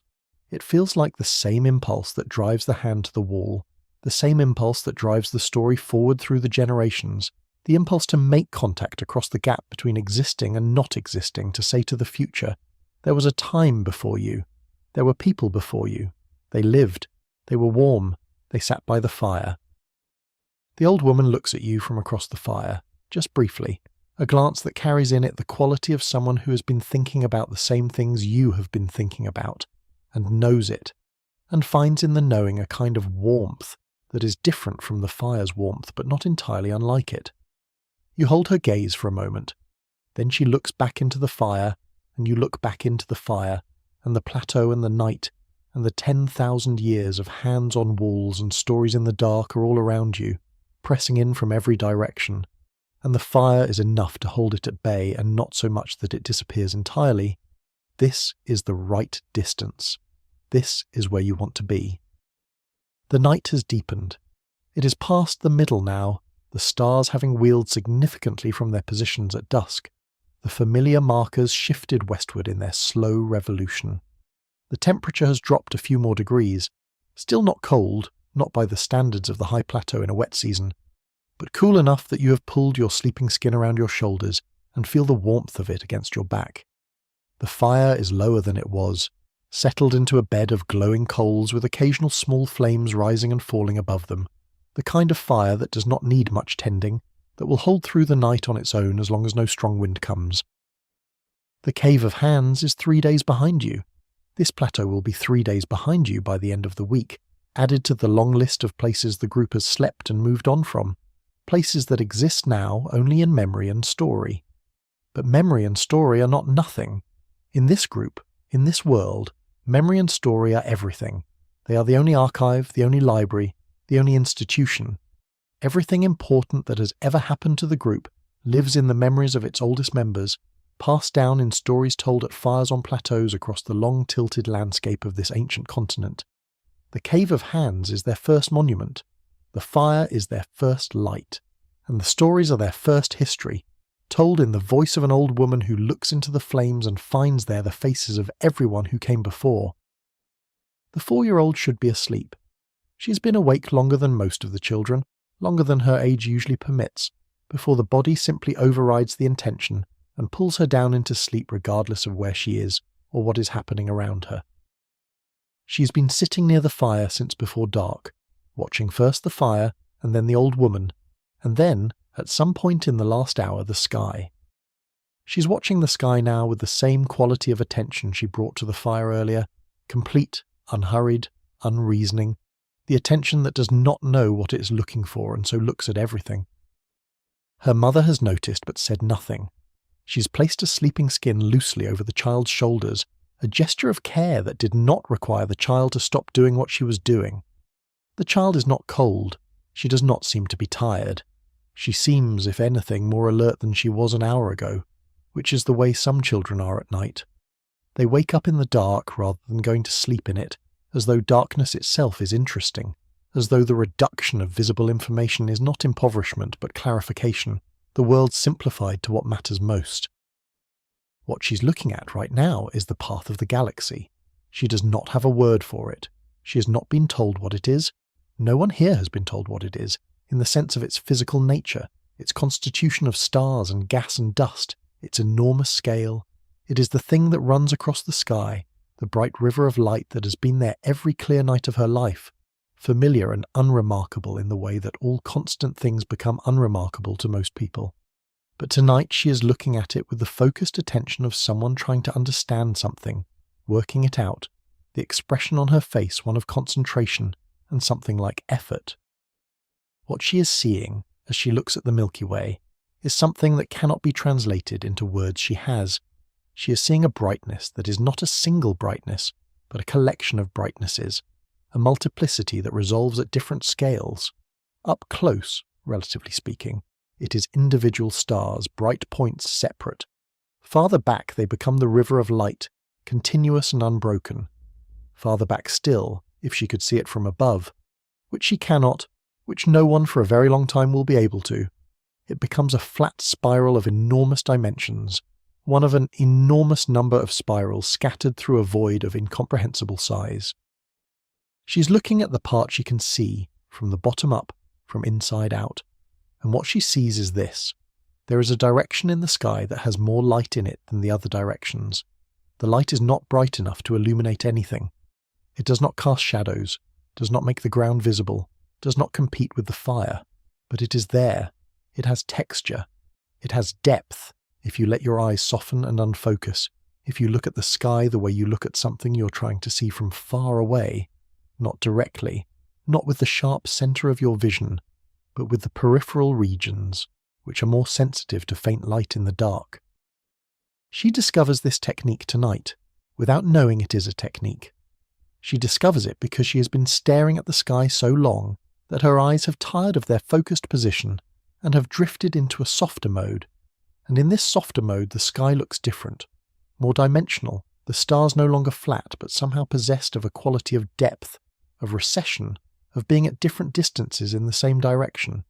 She does not know what she is seeing. She is 4 years old. She does not need to know what she is seeing to be absorbed in the seeing of it. Her mother watches her from a few body lengths away, the sleeping baby on her chest, one hand resting lightly on his back. She sees the child's upturned face in the firelight, or rather in the combined light of the fire and the stars, the child having moved slightly away from the fire to get a better view of the sky, away from the interference of the fire's brightness against the dark. The child's face is very still. Her mouth is slightly open. Her eyes are tracking something.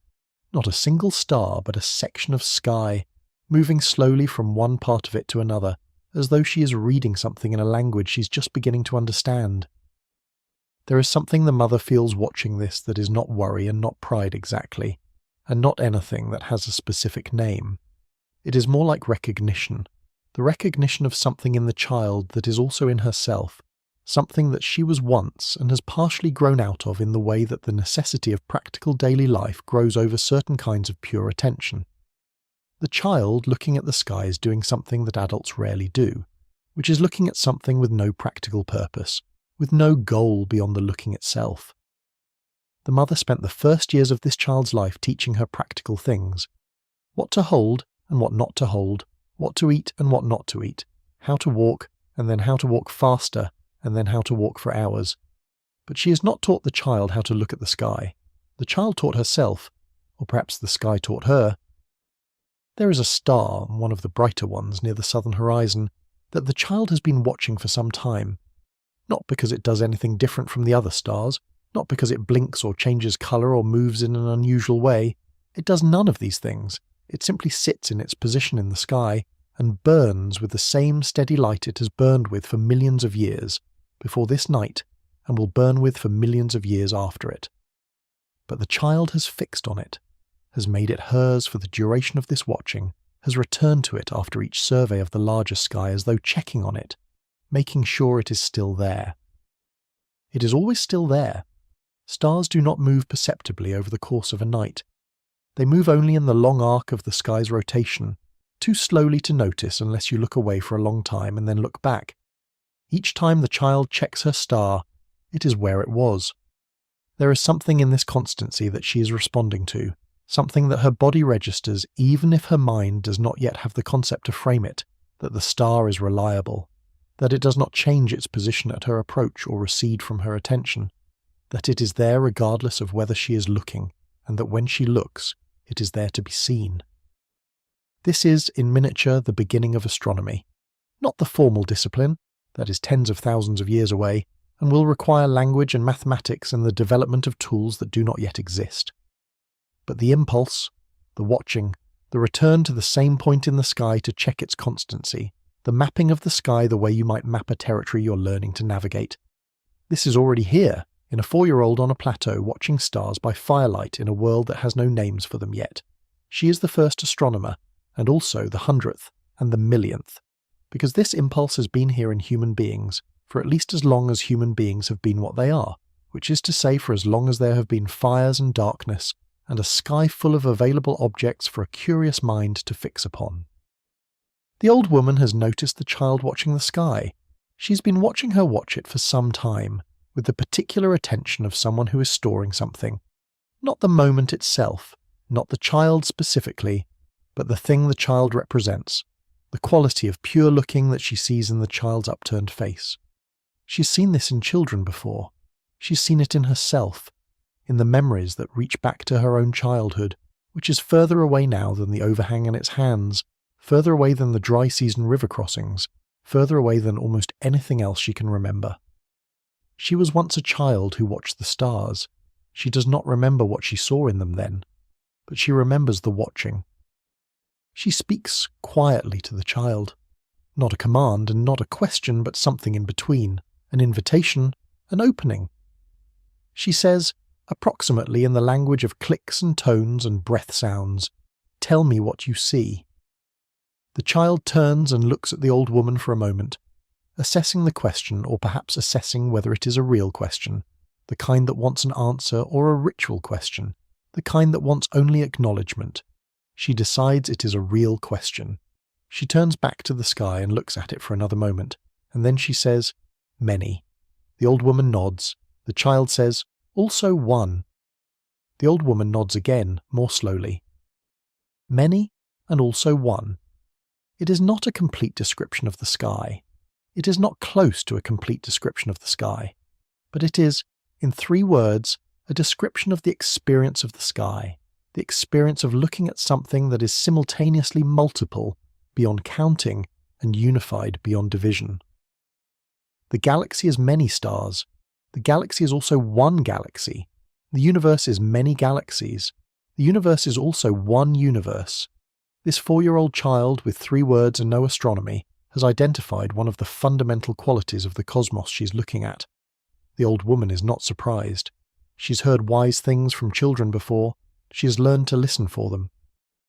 The child eventually turns away from the sky. Not because she has decided she is done looking. She would look all night if the body would let her. But because the body has finally asserted itself, and she finds, without quite deciding it, that she's lying down, that the sleeping skin is around her, that the fire is warm against her face, that the ground beneath her is solid and cool and absolutely trustworthy, in a way the sky is not, in the best possible sense, because the sky is enormous and the ground is here. She closes her eyes. The stars continue without her. Her breathing slows. She's asleep. The transition was seamless. One moment she was there, present, looking, and then she was somewhere else entirely. Somewhere the stars also live but differently, in the form of whatever 4-year-olds dream of, which is probably not so different from what they experience while awake. The world, vividly present, full of things worth seeing, full of fire and sky, and the familiar faces of the people around her, all of it assembled and reassembled in the way that sleeping minds assemble and reassemble the materials of the waking day into something that feels equally real for as long as it lasts, and then dissipates like smoke on waking. The sky above the sleeping child is unchanged. The stars are where they were. The galaxy runs its river from northeast to southwest across the dome of the night. The particular star the child was watching, the bright one low in the south, continues its burning, indifferent to the attention that was briefly directed at it, and now has been withdrawn, burning now for no one in particular, burning as it has always burned, as it will burn for millions of years more, long after this plateau has been worn to a different shape by the slow patient work of rain and wind, long after every hand on every cave wall has faded and fallen, long after the last echo of the old woman's voice has dissolved into the air it moved through on this particular night. The child sleeps. The fire burns. The mother adjusts her position, the sleeping baby still on her chest, and looks up at the sky herself for a moment, following the direction she saw her daughter looking, trying to see what the child saw. She does not see it, or she sees it, but she sees it differently, filtered through decades of experience that has given her many other things to see. But she looks, and looking, for a moment, at the river of light above her, she feels something that might be the same thing her daughter felt. A largeness, a scale that exceeds anything she can hold in her mind completely, and at the centre of that largeness, small and warm and utterly present herself. There is a quality to the fire at this hour that is different from the fire at other hours. The fire of early evening, when the night is new and the group is settling and the flames are high and generous, is one thing. The fire of the deep middle of the night, which is where you are now, is another, lower, more concentrated, its light reaching less far, its warmth more contained, the coals beneath it glowing with an intensity that does not need high flames to express itself. It is an older fire. It has been burning for hours. It knows what it is doing. You have been sitting with this fire through its whole life tonight, from the first careful coaxing of the flame from the friction-made ember, through the expansive early burning when the wood was fresh and the flames reached high, through the middle period of steady mature burning, and into this late period of concentrated heat. You have watched it in the way that you watch things you trust, not constantly, not with the edged attention you give to things that might require action, but with a relaxed peripheral awareness, the fire in the corner of your perception, its warmth and light a constant against which everything else is measured. Watching a fire for many hours produces something that is not quite thinking and not quite dreaming. The mind enters a state that is neither fully awake nor asleep, suspended between them, free of the practical urgencies that occupy it during the day.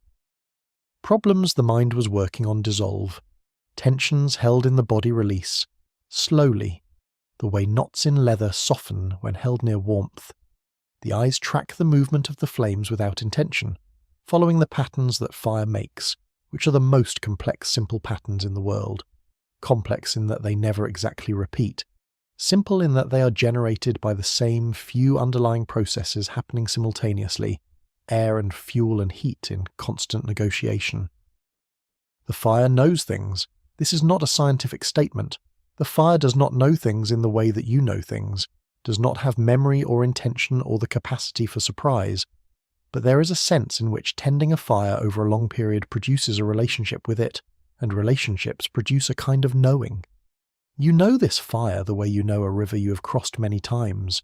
You know its tendencies, the places where it runs fast and the places where it slows, the way it responds to wind and the way it responds to different kinds of wood, the way its heat spreads and the way it draws air to itself. You know it without being able to explain the knowing. The fire tender has been asleep for perhaps an hour.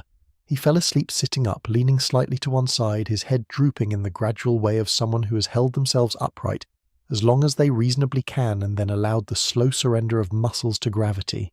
You have been watching the fire in his absence.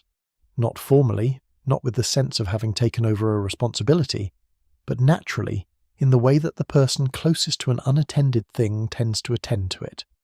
You added one piece of wood while he slept, placing it where he would have placed it, at the right angle, and the fire accepted it the way fires accept good fuel. Without drama, gradually and then completely, incorporating the new wood into itself over the space of several minutes. There are 3 other people still awake around the fire. You know this not by looking, you have not turned to check, but by the quality of the silence, which is different from the silence of sleep. Waking silence has small movements in it, the micro-adjustments of bodies that are still oriented to the world, still engage with the night in some minimal way. Sleeping silence is more absolute, a deeper stillness, the silence of something that is temporarily withdrawn from the world. You can feel the difference sitting by the fire, the way you can feel the difference between still water and slowly moving water, which seems like no difference at all until you reach your hand into it. One of the people still awake is the young man who fell asleep and woke during the old woman's storytelling. He is sitting with his knees drawn up, his arms around them, his chin resting on his arms, looking into the fire with the unfocused gaze of someone who is awake mostly by inertia, who will be asleep within the next half hour if nothing changes. He has been in this state for some time. Not quite here, not quite elsewhere. The fire is doing the same thing to him that it does to everyone who sits with it long enough, taking the urgency out of the present moment, replacing it with something slower and more diffuse, making the now feel larger and less insistent. Another is a man who was not part of the storytelling circle earlier, who sat apart from the main group for much of the evening, and has gradually moved closer as the night deepened and the group contracted around the warmth. He has a habit of solitude that the group knows and respects, not unfriendliness, not difficulty, but simply a constitution that requires more alone time than most, a relationship with quiet that is not about the absence of others so much as the presence of his own thoughts, which are, it seems, sufficient company. He's looking at the fire now with a different quality of attention from the others, sharper, more focused, the look of someone working something out. What he is working out, you do not know. You have known this man for many years and have rarely known what he is thinking, because he rarely describes his inner weather, keeps it as private as he keeps his preferred sleeping spot, which is always slightly removed from the main sleeping area, close enough for warmth and safety, far enough for whatever space he needs. He is valued in the group for a specific and unusual skill. He sees things other people do not see. Not visions, not supernatural perceptions, but small material things. The track in the dust that everyone else walked past without noticing. The quality of a plant stem that tells you whether the plant has water deep in its roots. The way a particular piece of stone is layered and where the line of fracture will run if you strike it here rather than there. He is the best toolmaker in the group, and this is probably related to the same capacity that makes him solitary. The ability to see the world in fine detail, to attend to the specific rather than the general, requires a quality of focus that is hard to sustain in company. The third person awake is the old woman. She has not moved from her position since she finished speaking. She is still sitting with her knees drawn up, her back straight, looking into the fire. You would not know from looking at her whether she's awake or asleep. Her eyes are open, but the quality of her stillness is very deep, deeper than waking stillness normally is, approaching the stillness of sleep but not quite arriving there. She's somewhere in between. She's resting but not absent. She's with the fire, and the fire is with her, and there is a quality of companionship in this that requires no action, no exchange, nothing but the mutual presence of two things that have existed in relationship for a long time. What do old people think about, in the small hours, by the fire? You do not know. You will know eventually if you are fortunate enough to reach the age that gives you entry to that particular kind of thinking. The thinking of a long life looking back at itself. But not yet. Right now you are at a different position in the life. Not young, not old, somewhere in the middle, which has its own quality of thought, its own relation to the fire. You think about what is ahead. You think about what has been. You think about the people around you and the path you have walked together and the path that remains. You think about tomorrow's walking, the direction that seems right, the water source that the old woman says is 2 days north, through a section of terrain you have not covered before, where the land is said to be good. The fire makes a small settling sound, a soft collapse of embers rearranging themselves, a brief brightening as oxygen reaches a new surface, a dying back to the steady glow. You watch it with the kind of comfortable attention that asks nothing of itself, that simply lets the eye rest on the brightness, and the mind rest on nothing in particular. This is the best kind of watching. This is what fire was made for, or what fire made you for. This long, quiet companionship in the dark, the warmth at the centre and the darkness around it, and the people gathered between the two belonging to both. The sounds of the night have shifted in the past hour. The crickets are still singing. They will not stop until just before dawn, but other sounds have faded or changed. The hyena that called from the east earlier has been silent for some time. The nightjar has stopped its churring. The owl called once more, perhaps 2 hours ago, and then was quiet. In their place there are other sounds, subtler ones, the deep bass pulse of some frog species calling from a seasonal pool somewhere below the plateau's edge, a sound felt more than heard, a vibration in the chest rather than an event in the ears. The wind has dropped to almost nothing. The grass is barely moving. This stillness, this near silence that is never actually silence, is one of the characteristic qualities of the deepest hours of the night, the hours between midnight and the first suggestion of dawn, the hours when the nocturnal world reaches its own version of rest, when even the hunters and the hunted seem to slow their activity, when the night is most fully itself, most settled into its own nature. It is the hour of maximum dark. The thin crescent moon that rose hours ago has set again. There is only starlight and firelight, and of the two the firelight is incomparably warmer and closer and more responsive to your presence. The stars do not change because you are here, the fire does. What the fire knows is this: you are here. Your warmth and your breath and your attention have been part of its evening, and it has responded to them, burning a little differently because of where you sat and how close you leaned and when you added wood and what kind of wood you chose. The fire is shaped by its tending, which means it is shaped by the person who tends it, which means that in some small and unmystical way, the fire carries the tending person in its structure, in the particular character of its burning.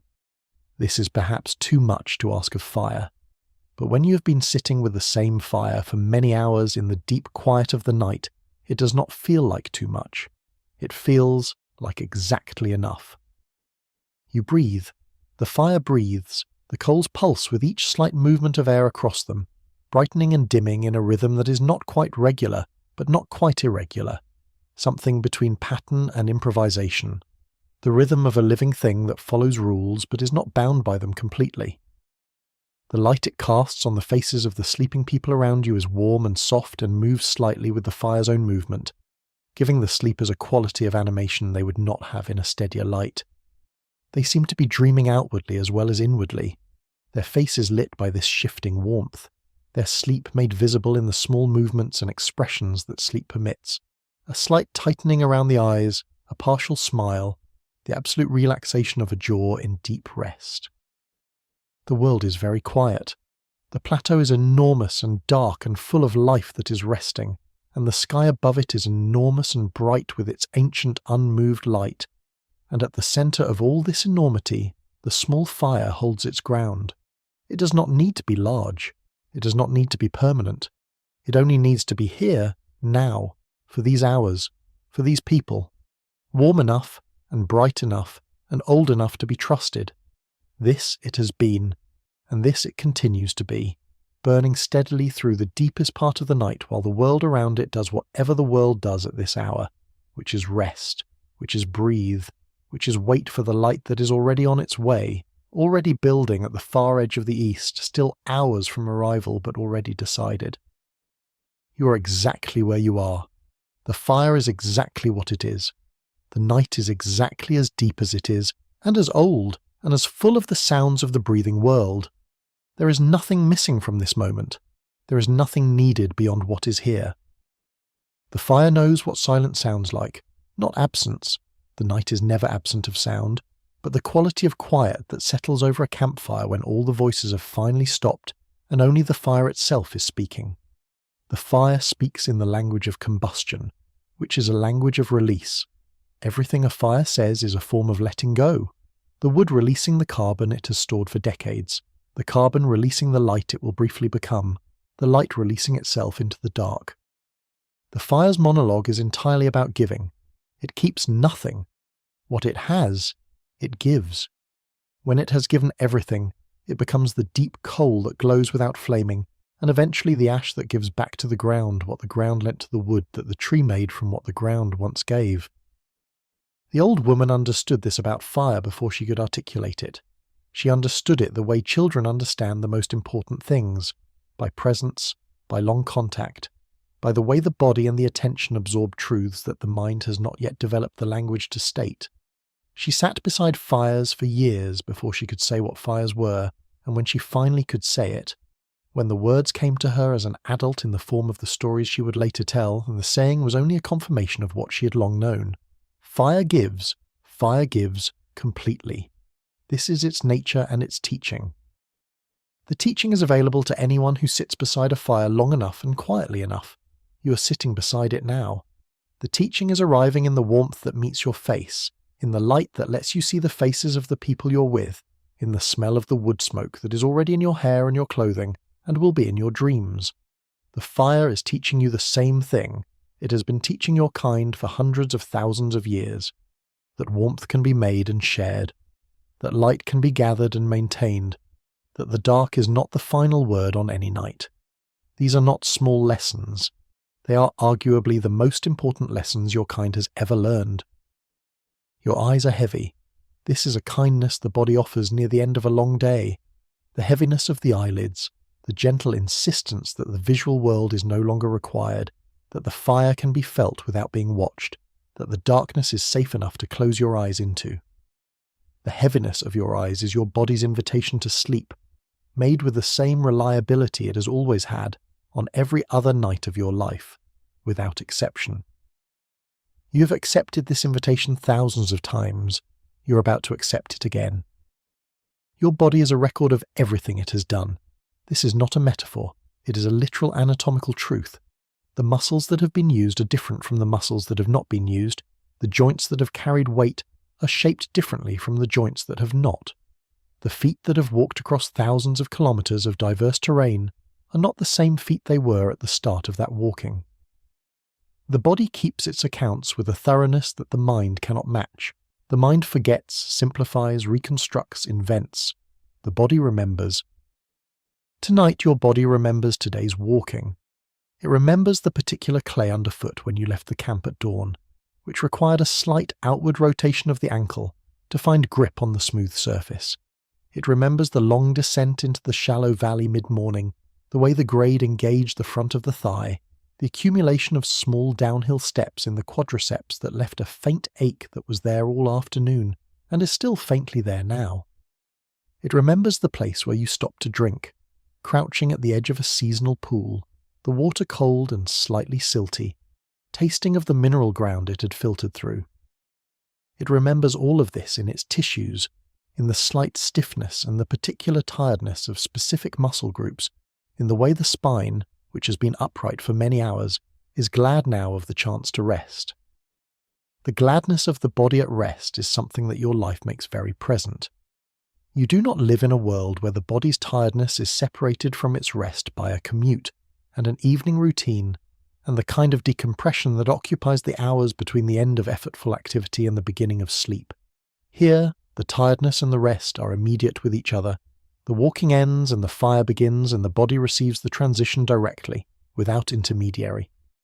The ache of the day is still in your muscles when you sit down, and the warmth of the fire meets it there, and the two things negotiate. The ache doesn't disappear. It becomes comfortable.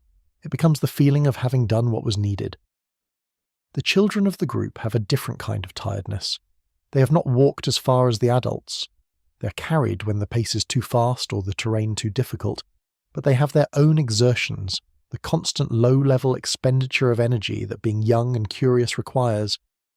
The 4-year-old sleeping near the fire has been busy all day, in the way that children are busy, which has no single focus but many simultaneous ones. She watched a beetle for an extended period this morning, crouching beside it on the path while the group flowed around her, until her mother came back for her and picked her up, and they continued. She collected a smooth white pebble and carried it all day in her hand, occasionally transferring it to her other hand, occasionally holding it up to look at it. She did not keep it. She set it down at some point in the afternoon without ceremony, the way children set down things they have finished being interested in. But she had it. It was hers while she had it. The tiredness of the body at the end of a day of walking is one of the oldest experiences available to your kind. It is so old that it precedes your kind. The tiredness of muscles used, the gratitude of rest, these are experiences shared with every large animal on this plateau, with the elephant family that has been feeding all night, with the lion resting under the acacia somewhere to the south, with the hyenas in their den. But what you have, that the others do not, is the fire, the ability to make the rest warmer and brighter than the surrounding dark, to transform the necessary pause of sleep from mere physical recovery into something social, something cultural, something that has music in it, if the old woman hums, or storytelling, if she speaks, or at minimum the quality of shared attention that comes from sitting together in a small circle of warmth with the enormous night all around. You're beginning to feel the edges of sleep, not fully, not the kind of heaviness that means sleep is immediate, but the first softening, the slight loosening of the connection between your thoughts and your intentions, the way the fire is beginning to be something you watch rather than something you attend to, the way the sounds of the night are becoming background rather than foreground, the way your body is giving you the first gentle signals that it has done what it needed to do today and is ready when you choose to stop. The choice of when to sleep is one of the small luxuries of a night like this one, when the situation is secure and the fire is burning and there is no urgency. Most nights throughout your life the choice has been made for you, by tiredness, by darkness, by the necessity of an early start, by circumstances that set the schedule of sleep and waking. But on a night when the fire is good and the camp is settled, and there is nothing pressing in any direction, you can choose. You can sit a while longer. You can let the sleep approach slowly, let it come to you on its own terms rather than meeting it halfway. This is a small thing. It is also a good thing. Your body's weight has settled further into the ground. The sleeping skin around your shoulders is warm on your back. The ground beneath you, the red stone of the plateau, which has been releasing its stored heat since the sun went down, and is now cool, but not cold, still giving back a fraction of the day's warmth, is solid and unmoving and absolutely reliable. It has been reliable for millions of years. It will be reliable for millions more. The solidity of stone is one of the first things you learn and the last thing you doubt, and resting your body's weight against it is an act of trust so old and so thorough that it requires no thought at all. Your breath slows. You are not deciding this. The body is doing it on its own, settling into the rhythm of approaching sleep, which is slower and deeper than the breath of activity or conversation. Each breath in is a little fuller than necessary. Each breath out releases a little more than the last. There is something in the out-breath, in the particular quality of the release, that is close to the feeling of setting something down. Some held thing, not heavy exactly, but present. Something you carry during the day without always knowing you carry it, which the sleeping mind does not need and can let go. The fire is lower. This is not alarming. It is the natural life of a fire in its late hours. The long, slow reduction from flame to coal to the deep warmth of embers that will hold through the last hours of the night without feeding. The coals glow orange and red, deep and even, with an intensity that does not require flames to communicate warmth.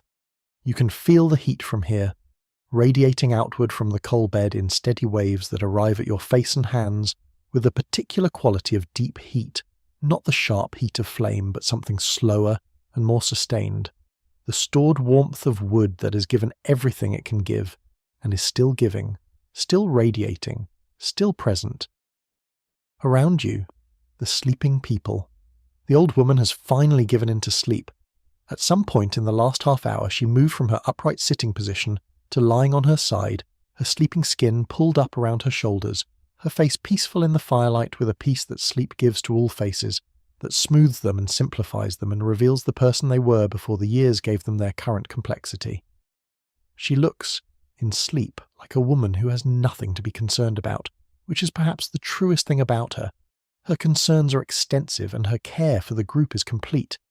But at the centre of it all, in the place below concerns and care, there is a person who has always known how to be at rest when rest was available. The ability to rest when rest is available is one of the deepest skills, and she has it. The young man has finally also surrendered to sleep. He made several valiant attempts to stay awake. Each time his chin began to dip, he would straighten, blink, adjust his position, attempt to re-engage with the fire. But the fire is not cooperative with these attempts. The fire does not provide the kind of stimulation that keeps you awake. It provides the opposite. It provides warmth and softness and the hypnotic quality of constant motion that has no content. Nothing to pass, nothing to resolve, nothing to decide, just the endless present tense activity of burning, which requires nothing from you. He is on his side now, his breathing deep and regular, one hand loosely open beside his face in the relaxed gesture that sleep makes of hands that have been holding things all day. The solitary man, the toolmaker, the one who sees fine detail, is still awake. You can see him across the fire, his eyes open but softened now, the sharp focus of earlier replaced by something quieter.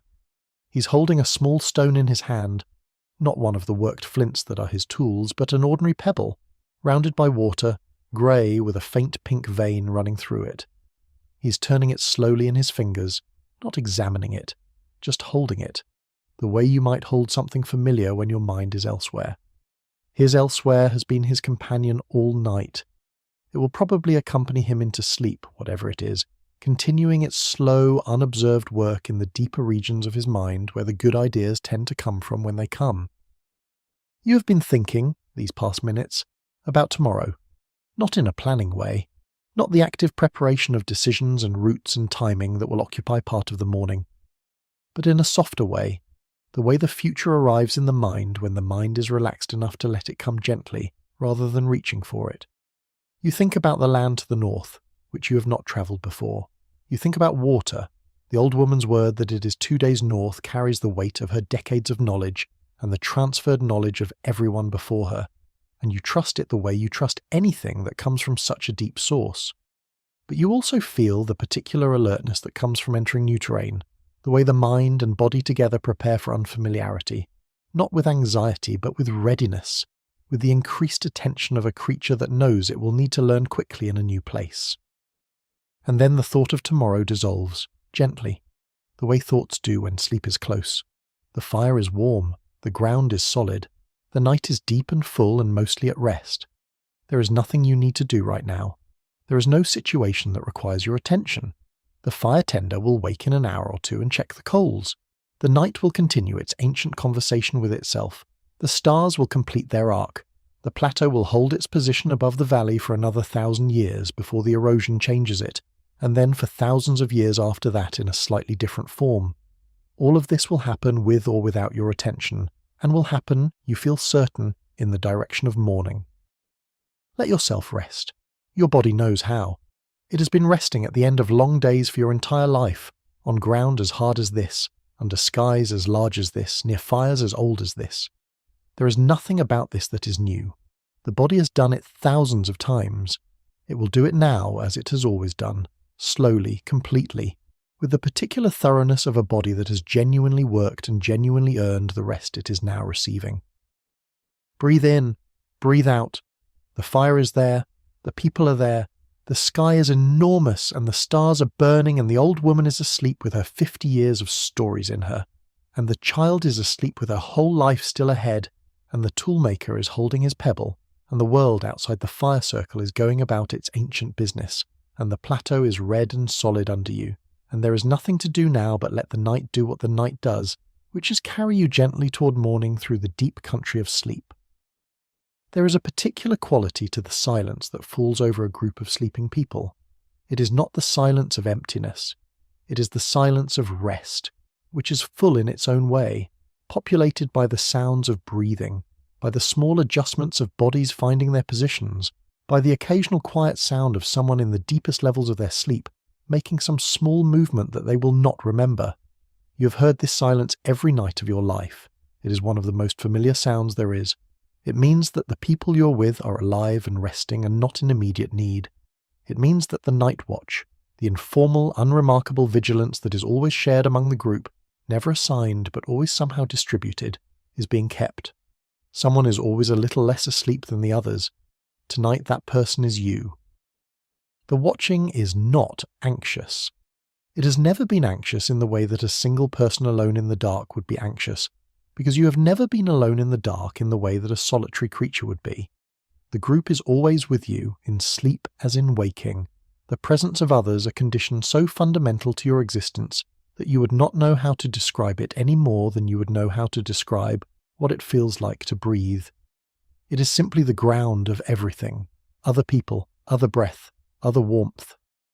The collective animal that the group becomes in sleep, breathing together, warming together, trusting together, is something different from the sum of the individuals who composed it during the day.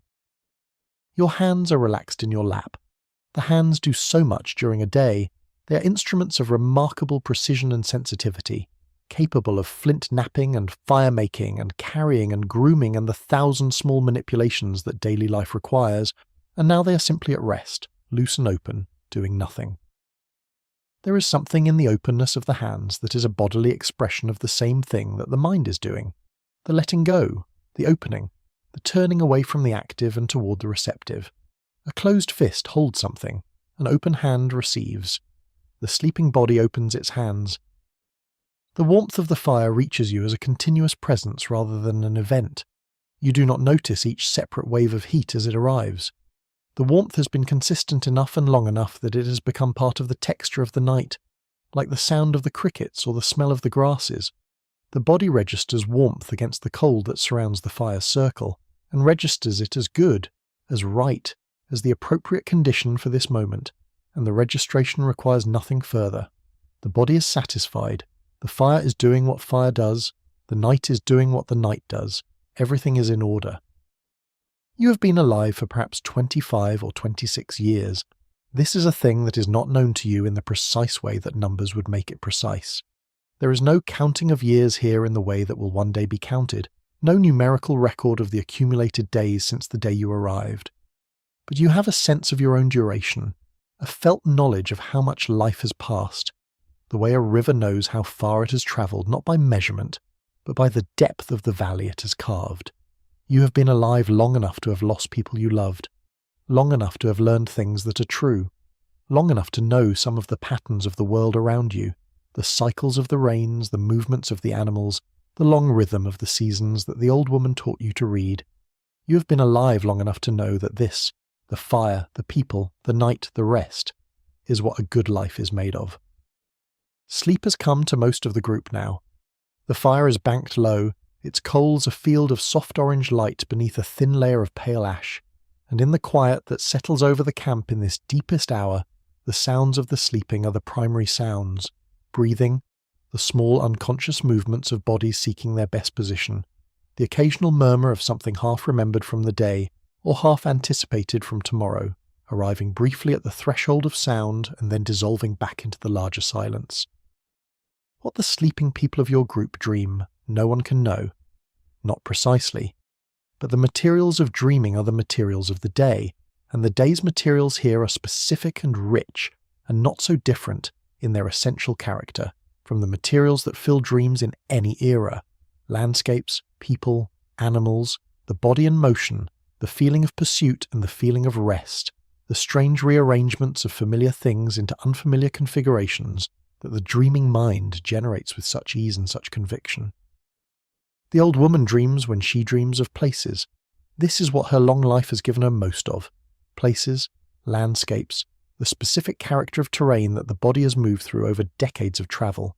She dreams of valleys she has not seen in years and grasslands she'll probably not see again, and the particular quality of light on a particular hill at a particular season that has no name but is completely specific, completely recognizable, something she would know anywhere if she encountered it. Her dreams are archives. They hold what the waking mind has not recently needed but has not fully let go.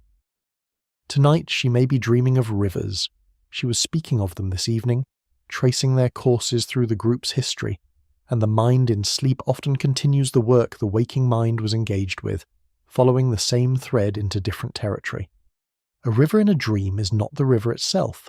It is the mind's version of the river, stripped of its specific geography, reduced to its essential qualities, which are movement, power, the cold of the water against the body, the way the current makes the crossing a kind of negotiation rather than a simple act of locomotion. In the dream river, the current is always slightly stronger than you expect, and the far bank is always slightly farther. But the crossing is made. It always is in her dreams.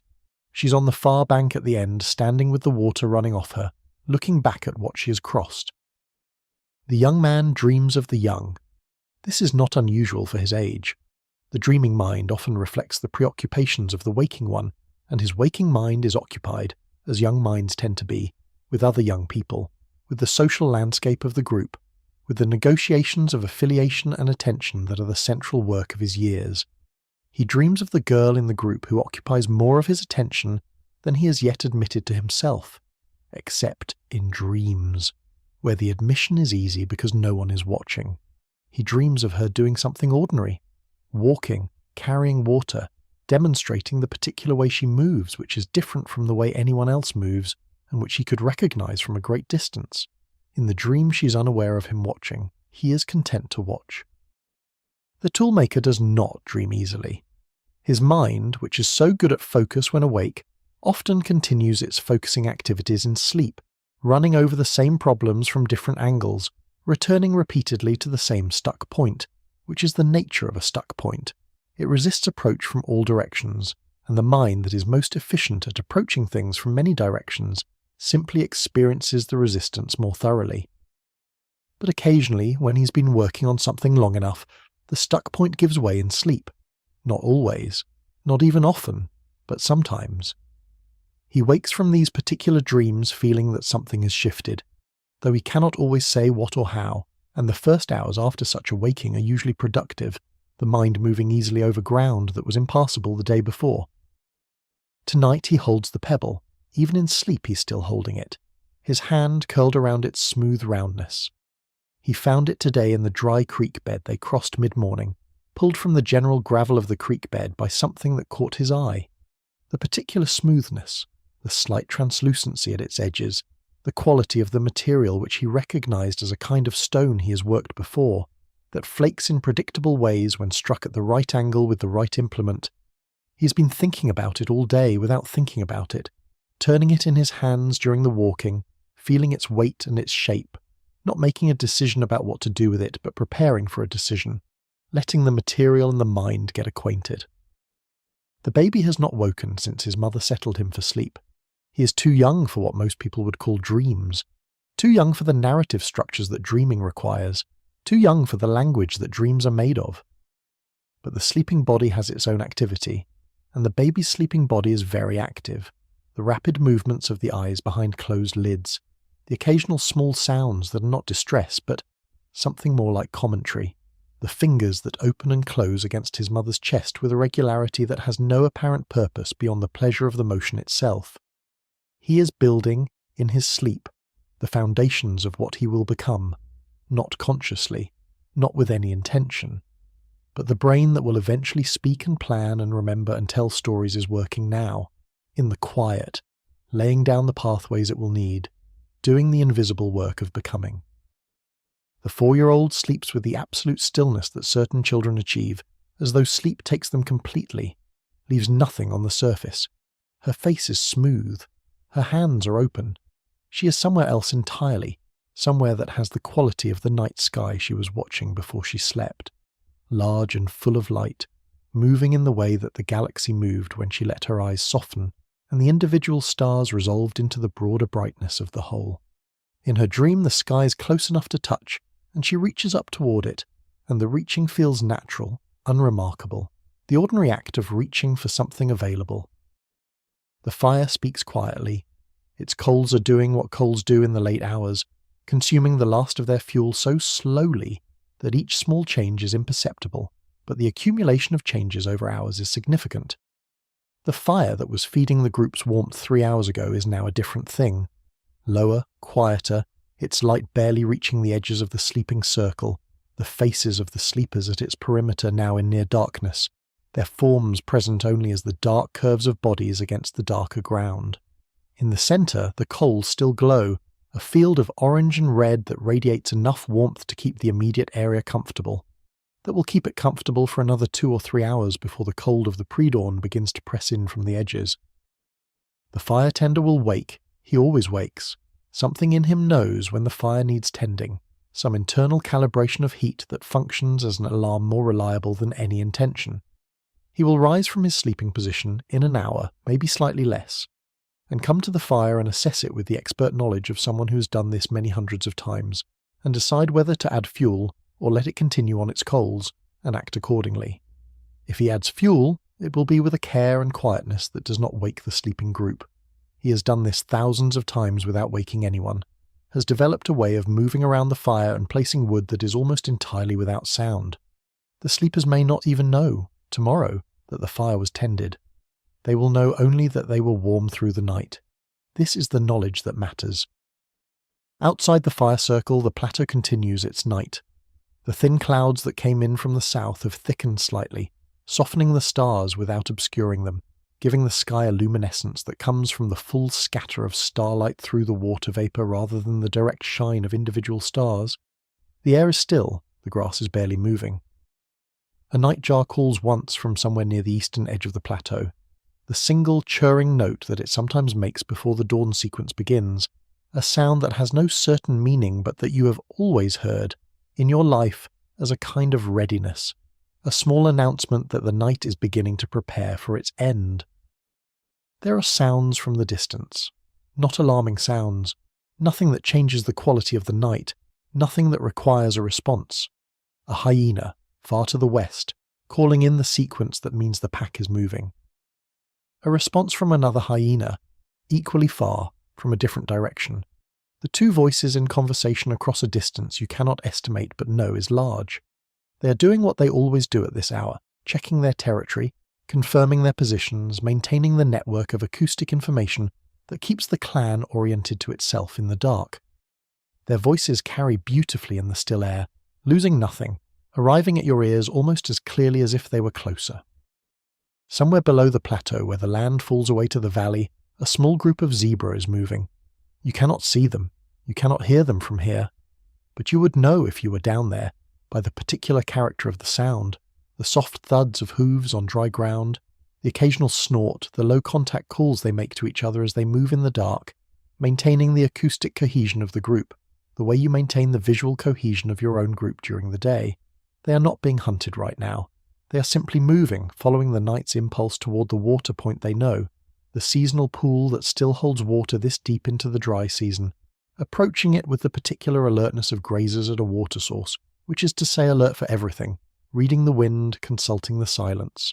The world at this hour is a world in the process of sleeping and then waking, not all at once but in overlapping cycles, different creatures at different points in their own rhythms, the diurnal and the nocturnal and the crepuscular all present in the same landscape at the same time, the night hunters still active, the dawn singers still silent, the deep sleepers at their deepest, and the light sleepers hovering near the surface. You are at the surface now, the edge of sleep rather than its depths, aware of the fire, aware of the night, aware of the weight of your own body against the ground, aware of the breathing of the people around you, but none of this requiring response, none of it pulling you back to full waking. Let the sounds of the night be what they are. Let the fire be what it is. Let the ground hold you the way it has always held you, with the patient indifference of stone, which does not need to try, which simply is. The weight of your body against the earth is the most fundamental kind of rest. The giving over of the self to what is larger and more permanent than the self. The small temporary surrender that is not defeat, but completion. The acknowledgement that you are part of the world rather than apart from it. That the ground that holds you is the same ground that holds the acacia tree and the sleeping hyena family and the zebra moving toward water, and the old woman with her stories and the child with her stars and the fire tender with his patient knowledge and the baby with his whole life in front of him. You are part of this. You have always been part of this. 70,000 years from now, in a world so different from this one that you could not imagine it if you tried, the people who live in it will carry you in their blood, in the particular sequence of molecules that is you and your group and this plateau and this night. They will not know your name. They will not know this place. But something of you will be in them, passed forward through the long chain of generation upon generation, changed and changed and changed again, until almost nothing of the original remains except the continuity itself, the fact of the chain, the unbroken thread of life from this fire on this plateau to whatever fire burns 70,000 years from now in whatever form fires take. This is not a reason to stay awake, this is a reason to sleep. The chain does not need your attention right now. The chain needs what chains need, which is to continue, which it is already doing. All you need to do is rest. All you need to do is close your eyes and let the fire's warmth and the ground's solidity and the sky's enormous patience do the work they have always done, which is to hold you through the dark. The fire has entered its most beautiful phase. This is something you know, having watched fires through many nights. The phase of deep coals is the most honest phase, the one that shows what a fire truly is beneath its performance of flame. The flames are the fire's conversation with the air, animated and visible and attention-catching.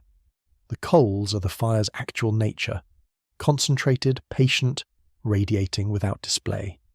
You can look directly into the coals without the eye-watering that flame creates, and what you see there is depth, layers of red and orange and the occasional deep violet that appears in the very hottest parts, colours that have no name yet in any language, but that the eye recognises as beautiful in the most direct way without needing to be told. One of the sleeping children has shifted, rolled toward the warmth, tucked their knees up in the posture that sleeping children use everywhere and always, the ancient compact shape of rest. The mother did not wake. She's so familiar with this child's nighttime movements, has been so familiar with them for years, since before the child could walk, when the child's nighttime movements were her nighttime responsibility, that her sleeping body registers the shift and accepts it without interrupting her sleep. The mother and child are still close enough that the mother's warmth reaches the child, that the child's breathing is audible to the mother's sleeping ears, that the connection which began at the child's birth and has been continuous every night since is maintained even in the dark, even in sleep, even without awareness. The group has a shape when it sleeps that it does not have when it moves. During the day, the group is elongated, single file along paths, spread out across a hillside when foraging, dispersed around a water source. At night, gathered around the fire, it becomes round or nearly round. A circle of bodies oriented toward the shared centre, the warmth at the middle and the dark at the edges and the people in between. This shape is not decided. No one says, let us arrange ourselves in a circle. It happens because the fire is warm and the dark is cool, and the body seeks warmth and proximity, and the result, night after night across thousands of generations, is the same rough circle, the campfire circle, the oldest architectural form your kind makes, the first room. The dream state, when it comes, is a country whose borders are not marked. You do not cross into it so much as the ground beneath you gently becomes it. The waking world softening at its edges, the sounds of the fire and the crickets and the breathing people becoming the background of something else, something that has its own logic, its own geography, its own people, who are sometimes the people you know, and sometimes people who belong only to the dream country, and who you will not see when you wake. The dream state has been part of every night of your life. It is not frightening. It is simply the place the mind goes when the body is still enough to let it go somewhere. In the dream country, distance works differently. You can be in a place you have been before and also in a place you have not been. The place you know and the place you're going can exist together without contradiction, and the people from different times of your life can share the same space without it being strange. This is one of the things the dream country does with time. It folds it, the way you might fold a skin to make it smaller, so that what is usually separate and sequential becomes simultaneous and adjacent. The mother who died is present. The child not yet born is present. The place you left is present alongside the place you are travelling toward. In the dream country, you are never only in one time. The fire crackles softly. Somewhere in the middle of this sound, and the sound of breathing and the sound of the night insects, you are crossing, have crossed perhaps, or are in the process of crossing, the border uncertain even as you pass it, into the place where the night does its deepest work, where the images come that have no source you can identify, where the old woman's story continues without her, told by a narrator who is not anyone you know, in a landscape that is both the plateau and somewhere else, in a light that is both firelight and some other light, older and quieter, the light of the deep interior of the night where things are understood that cannot be explained. The darkest part of the night is the part just before it begins to lighten. This is not a paradox. It is simply the way that darkness works, the way any condition is most fully itself at the moment before its opposite begins to enter. The fire has been tended. The fire tender woke without prompting, as he always does, and added fuel with the quiet efficiency of someone doing something they have done so many times. It requires no waking thought, only the body moving through its practice sequences in the dark. The fire is brighter now than it was an hour ago. The group is warm. The night holds. In the east, nothing is visible yet that would tell you dawn is coming. There is no lightening of the horizon, no pale suggestion of the sun's approach. The stars are as bright as they were at midnight. The quality of the darkness is the same, and yet something has shifted, not in the visible world but in the felt one. Some subtle change in the temperature or the pressure of the air, some animal signal that the body receives before the eyes can confirm it. Something is different about the darkness at this hour. It is heavier somehow, more settled, more completely itself.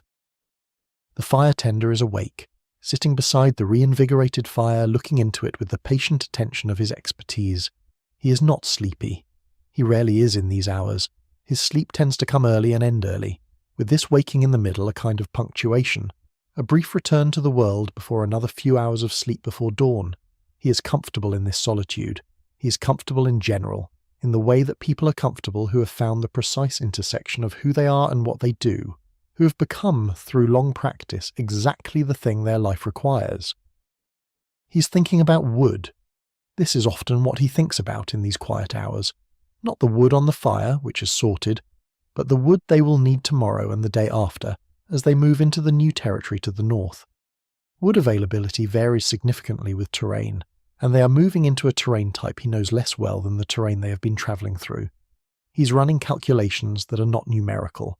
The carrying capacity of the group, the weight already being carried, the balance between ensuring fuel and ensuring mobility, the way this balance shifts with weather and route, and the presence or absence of good campsites. These are complex calculations. He makes them without knowing that he is doing mathematics. He is simply thinking about wood. The plateau at this hour has a particular quality. All the heat that the stone absorbed during the day has now been fully released. The ground is cool beneath you, cooler than it will be again until the next night, and the air above it is cool too, and the coolness has a clarity to it, a crispness that is different from the warmth of earlier hours, that makes the sounds of the night seem sharper and the stars seem brighter.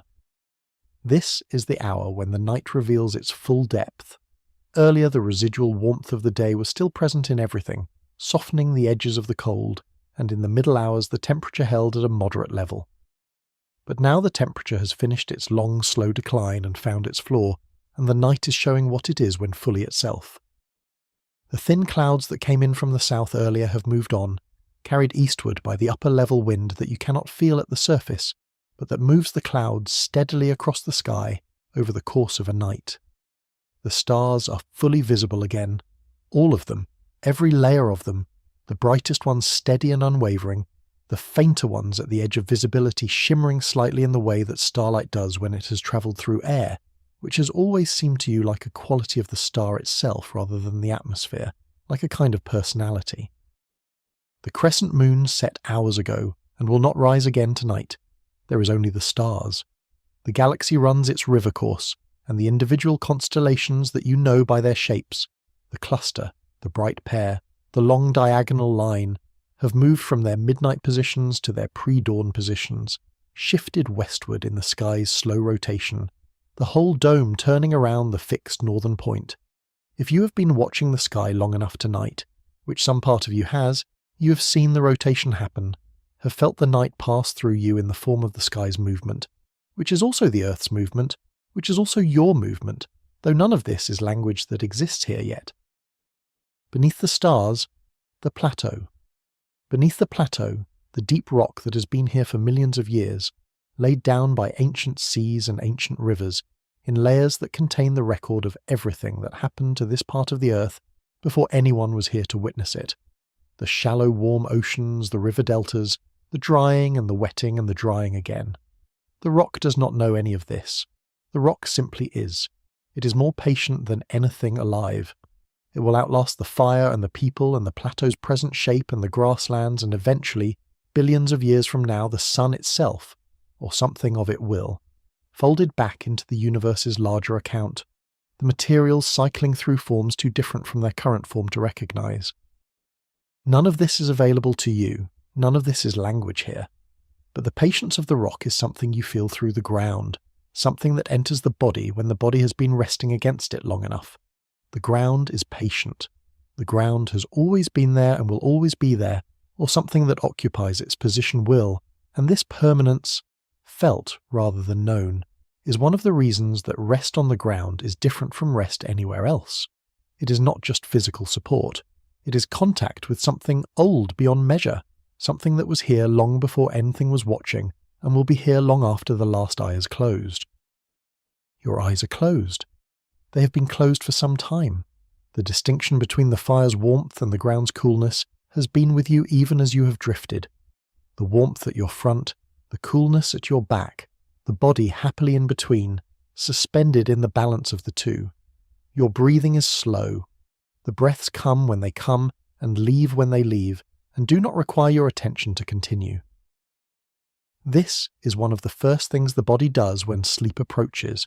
It takes back the breathing. It was always doing the breathing. It has been doing it every moment of your life, awake and asleep, on days when you remembered it and days when you did not. It will continue. You do not need to help. The sounds of the night are changing, not dramatically, not yet. The crickets are still singing.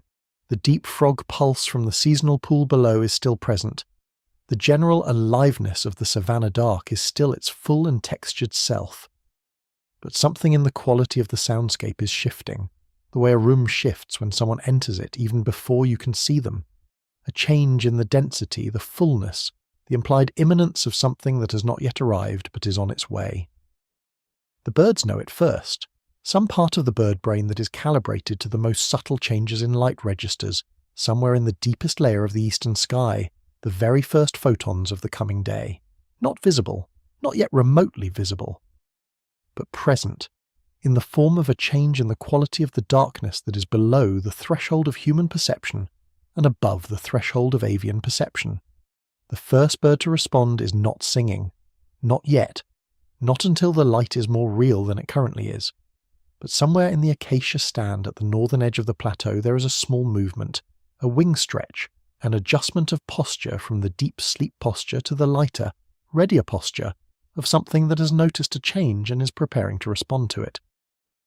The fire tender notices, not the bird. He cannot see the bird in the dark, cannot hear the wing stretch from this distance, but he notices the change in the air, which is real even if it is not yet sensory in any obvious way. He has been waking before dawn for his entire life. His body has been calibrated to it the way his hands have been calibrated to the fire, by long practice, by the accumulated experience of thousands of pre-dawn mornings, by the way the body builds a relationship with time when time is regular and consequential. He looks east. There is nothing to see, but he is looking east. The night is not yet over. It has perhaps 2 hours still, perhaps a little less, before the first genuine light begins at the horizon. These 2 hours are the deepest rest hours, the ones when the sleep is most complete, when the body does its most thorough work of recovery and restoration, when the mind retreats furthest from the waking world and does its most essential processing. If you're asleep in these hours, your sleep is good sleep. If you're on the edge of sleep, on the threshold where awareness and unconsciousness meet and exchange, then these hours have a quality unlike any others, deeply peaceful, unhurried, the night completely itself and yet carrying within its darkness the earliest seeds of the morning. The seeds of the morning. This is how it always feels in these hours, as though the day is already present somewhere beneath the surface of the night, not yet visible, not yet warm, but there. Present the way a fire is present in the coal before the flame catches, potential rather than actual, the thing that will be before it is. The night is not ending. The night is completing itself, finishing what it started when the last light left the western horizon, moving through its final phases with the same patient thoroughness it brought to its beginning. You are resting. Your body is resting. The work of the day is fully released now. The muscles that were tired no longer insisting on their tiredness. The tiredness itself dissolved into something more neutral, something that is neither tired nor rested but simply present, simply at ease with what is. The ground holds you, the fire warms you, the sky contains you. The night, enormous and ancient and full of the sounds and movements of every living thing that is awake while you sleep, goes on around you with its 10,000 concerns and its unhurried complexity, none of which requires anything of you right now, none of which needs you to do anything other than what you're already doing. Let the night do what it does, let the fire do what it does, let the morning come when it comes. There is nothing to prevent it and nothing to hasten it, and nothing to do but rest in the time between, in this dark that is full of life and ancient and warm enough, in this particular moment, on this particular plateau, above this particular valley, on this particular continent, on this particular night, which is unlike any other night that has ever happened or will ever happen, and also exactly like every other night, containing all the same ancient elements in this specific arrangement that will not occur again. Sleep now. The fire is burning. The ground is solid. The night is good. The people around you are safe. The morning is coming. You do not need to watch for it. It has been coming every day for longer than any of this exists, and it has never failed to arrive. Trust that. Trust the ground. Trust the fire. Trust the dark. Trust the long, slow turning of the world, which is patient and thorough and will bring the light back to the east in its own time, which has always been exactly the right time, which is always in the end the morning. There is a moment in the deep night when the world seems to pause. It is not a true pause. The earth continues its turning, the stars continue their slow arc, the crickets continue their patient calling, the fire continues its patient burning. But something in the quality of the moment suggests stillness, a held breath in the fabric of the night, as if the world is between two states and has not yet committed to the next one. You have felt this moment before. Every living creature on the plateau has felt it, though none of them have words for it. It is simply the deepest part, the still centre, the hour when the night is most fully what it is. The plateau breathes at this hour with a particular quality. The air coming off the grassland below is cool and carries the smell of the long grass, which has been releasing its own particular mineral fragrance since the dew began forming on it in the hours after midnight. Dew forms on the grass before it forms on the stone, which holds its warmth longer, and so there is a band of moisture moving up the hillside as the night progresses, the damp air rising toward the plateau edge, bringing the smell of growing things with it. You can smell this now, faint, clean, the biological signature of the grassland at rest. The fire tender moves very quietly. He's adding a small piece of wood to the right side of the coal bed, where the heat has been most concentrated, placing it with the careful precision of someone who knows that a fire at this stage is a delicate instrument, that too much disruption will kill what took hours to build. He holds the piece of wood against the coals for a moment, letting it warm before he lays it down, letting the transition happen gradually. A thin thread of new smoke rises as the wood begins to find its combustion temperature. He watches it with the particular attention of expertise, the attention that is not anxious but alert, that has seen this same moment many times and knows what it means, knows what will follow. The wood catches. A small flame, orange and precise, runs along the grain of the wood and establishes itself. The fire tender settles back, satisfied. The fire will hold through the remaining hours. He has done what was needed. He folds his hands in his lap and looks into the restored fire with the look of a person who has completed a task they care about. Not proud, not relieved, simply present with the thing that is now good because of what he did. This is its own kind of satisfaction, the oldest kind, the satisfaction of the craftsperson who has made something that works. The animals of the grassland are in their own middle-of-the-night rhythms. The elephant family that has been moving slowly northward since before midnight is still moving, still feeding as it walks, the low tearing sound of their feeding audible to the fire tender who is awake but not to the sleeping group around him. The big cats are in their deepest rest now, the lions lying loose and heavy on their chosen ground, the leopard draped across its chosen branch in the tree at the southern edge of the acacia grove, all of their effortful power completely surrendered to sleep. They do not need to watch through the night. They have no fire.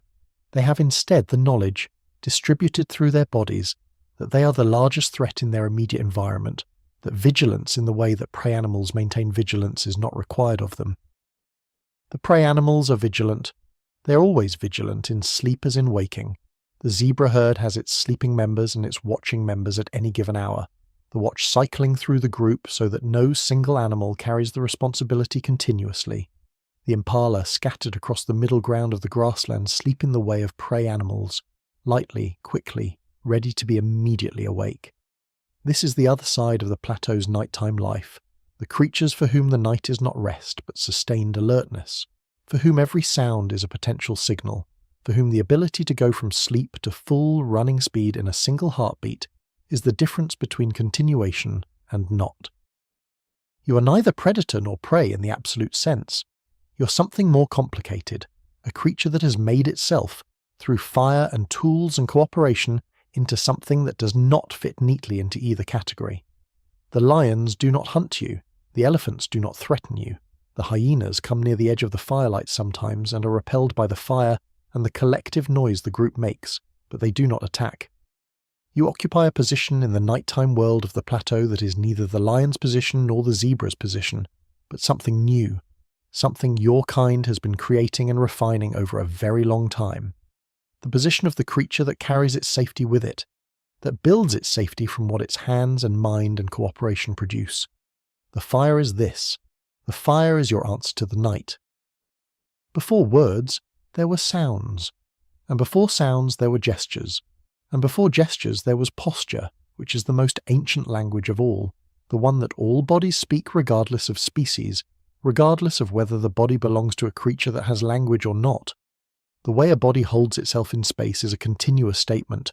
I am alert, I am at ease, I am afraid, I am content, I am here in this particular relationship to the world and the people around me. Posture does not lie. It is too old and too deep for lying. It predates the capacity for deception. Right now, the bodies around the fire are speaking in posture. The sleeping ones speak of trust, the complete relaxation of the defensive musculature, the opening of the chest, the uncurling of the hands, the rolling of the body into the position that evolution has found most comfortable for the sleeping human body, which is generally a slight curl, the knees drawn slightly toward the chest, the face toward the center, toward the fire and the group rather than toward the dark. This posture says, I am safe. My body has assessed the situation and found it safe enough to do the most vulnerable thing a body can do, which is stop paying attention. The fire tender's posture says something different. He's sitting upright, awake, his attention divided between the fire and the surrounding dark in the way that the person responsible for the fire's attention is divided. His shoulders are relaxed. He's not alarmed, not tense, not in the state of elevated readiness that the body produces when something is wrong. But his spine is straight, his head slightly lifted, his eyes moving in their quiet, periodic sweep of the firelight's edge. He is the watchman, though the role was never formally assigned. He is what he is because of how he is made, and how he is made is this. A person who is more comfortable watching than being watched, more comfortable attending than being attended to. The fire rewards this. The fire needs this. Tonight, as on every night, the fire has found its keeper. The language of sound that the group uses, the clicks and tones and consonant clusters that carry meaning from one person to another, is descended from something older than itself. Every spoken language, in every era of human history, grows from a root that is not language, but something prelinguistic, the sound world of emotion and intention that all social animals inhabit, the sound of pain, the sound of pleasure, the sound of alarm, the sound of comfort. These are not words. They do not have fixed meanings that can be defined independently of context, but they communicate.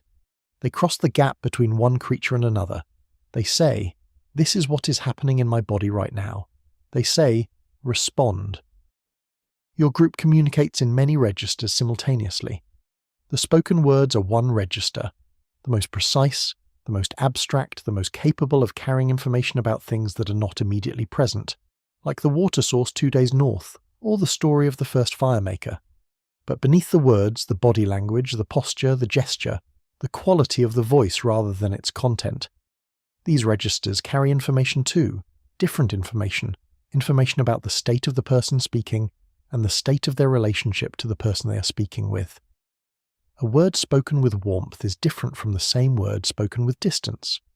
The warmth is not in the word, it is in the body saying the word, transmitted in the vocal quality, in the slight softening of the vowels, in the way the breath moves through the sound. The old woman speaks with warmth, even when the content of what she says is difficult.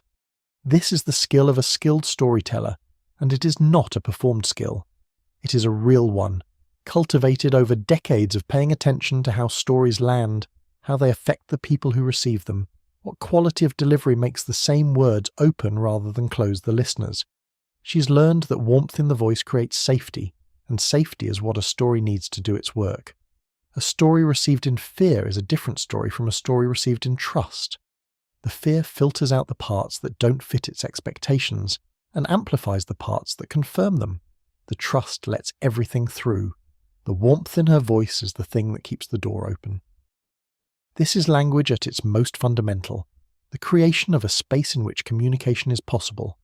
Before the specific content of the communication, before the particular information being exchanged, there is the quality of the contact itself, the attention that is offered, the safety that is or is not present, the trust that accumulates over time between people who have communicated honestly with each other and found that the communication was received, that the gap was crossed, that they arrived on the other side still themselves but also changed slightly by the arrival. You have been changed by this evening. Not dramatically, not in the way that dramatic events change people, suddenly, in ways that can be pointed to, but in the quiet way that evenings around the fire change people, the gradual way, the cumulative way. The old woman's stories have entered you and will be part of the way you understand certain things. The first fire, the river crossing, the hands on the wall, just from now on. The child watching the stars has entered you, in the sense that you watched her watching, and something in what you saw has become part of your sense of what is possible, of what the mind does naturally when given the sky and the darkness, and the chance to look. The fire tender's quiet competence has entered you in the sense that you are warmer tonight than you would have been without it, and the warmth is not just physical. It is the warmth of knowing that someone is attending to something important and doing it well. These are not transactions. Nothing was owed. Nothing is being repaid. This is simply what it means to be in a group, to receive without asking and to give without accounting, to be part of a web of mutual attending that sustains itself not by keeping records but by being what it is, a collection of people who need each other and know it and act accordingly, mostly without knowing that they know it.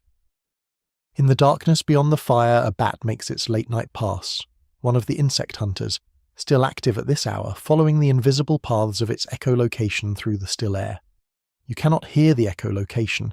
It is far above the frequency your ears can detect, but you can hear the soft flutter of its wings as it passes close, a brief disturbance in the air near the fire, and then it is gone, absorbed back into the dark. The bat does not know about the fire.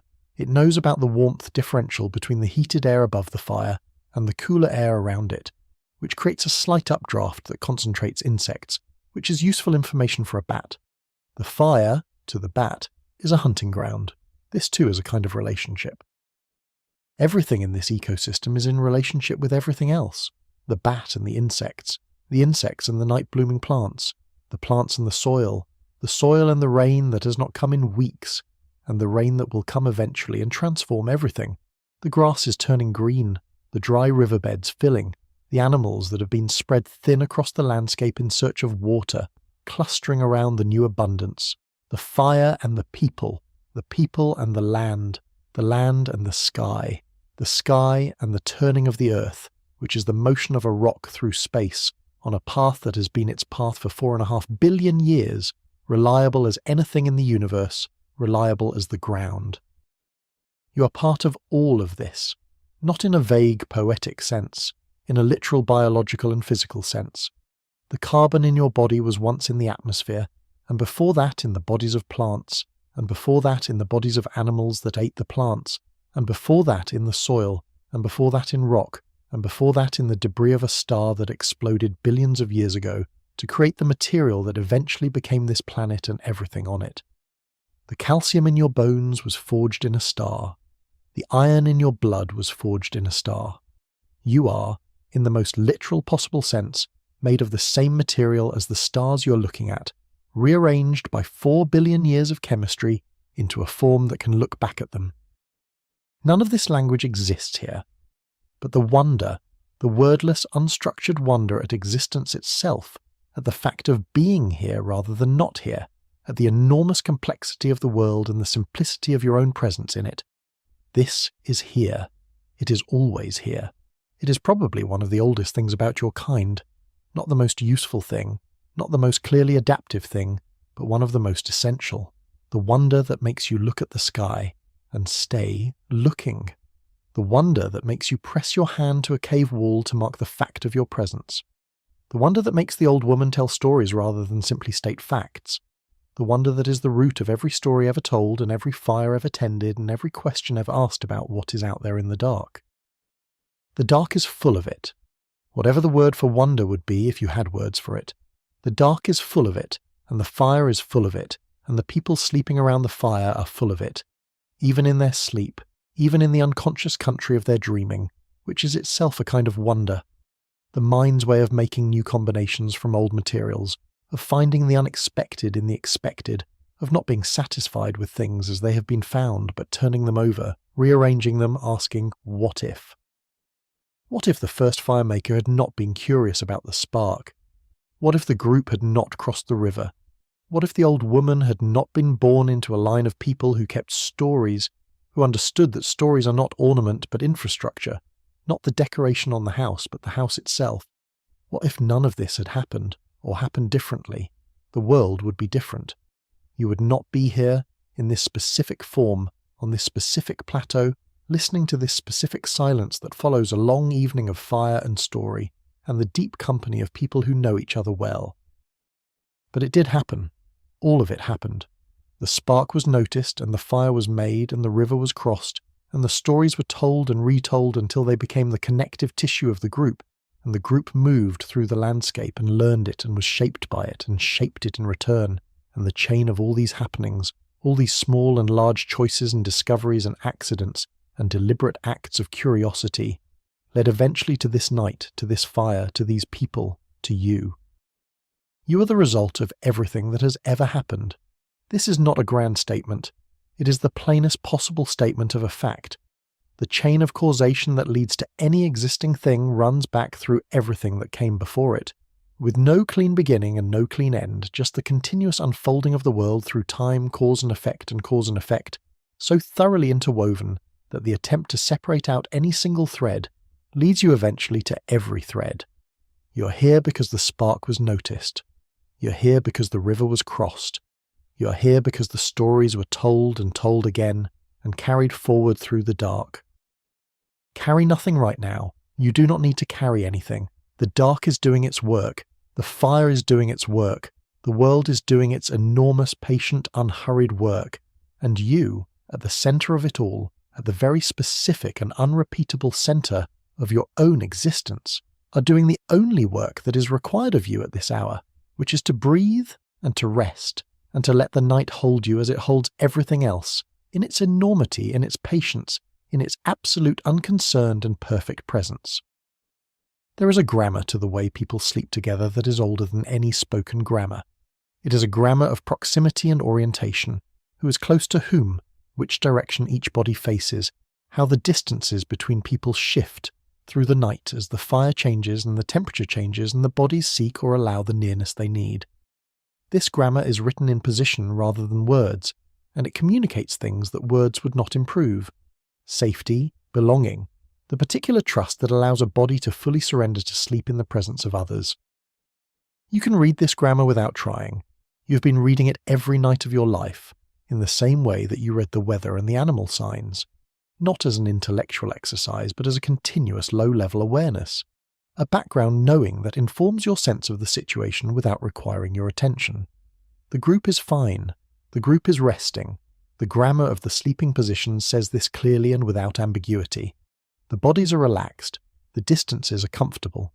The faces are turned toward the fire or away from it according to each person's preference, and the preferences are honoured without negotiation, because there is space for everyone here, because the fire is large enough and the night is large enough, and the plateau is large enough for all the particular ways that these particular people prefer to sleep. The old woman's breathing has the depth and regularity of genuine sleep, deep cycle sleep, the kind that restores the tissues and processes the day's learning, and does the long invisible work of maintenance that keeps the body functional across decades. She's been sleeping like this for 50 years. Her body knows how. It knows which position to begin in, how to shift through the night as joints require adjustment, when to surface briefly into lighter sleep before descending again. Sleep is a skill in its way, not a deliberate skill, not one that is taught, but a developed capacity, something the body gets better at over a lifetime of practice. She's expert at it. Her sleep is the sleep of someone who has given herself to it completely, without reservation, without the part of the mind that stays slightly above the surface in case something needs attending to. That part has been satisfied by the fire and the group and the known safety of this particular night. It has been released. She sleeps entirely.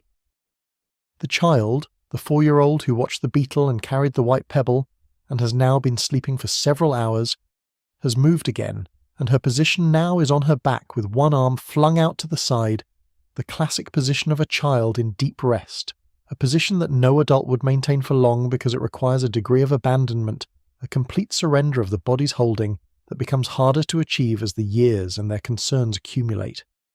Children sleep like this, open, flung, taking up more space than they need, as if the whole world is available to them even in sleep. She is dreaming, probably. The rapid, small movements of her eyes beneath their closed lids suggest the active inner life of a child's dream, which tends toward the immediate and concrete, the beetle, most likely, or the pebble, or the faces of the people who are her world. You're not quite asleep and not quite awake, which is perhaps the most honest state of all, the state in which the boundary between the two kinds of consciousness becomes permeable, and you can move between them without entirely leaving either. The fire is present.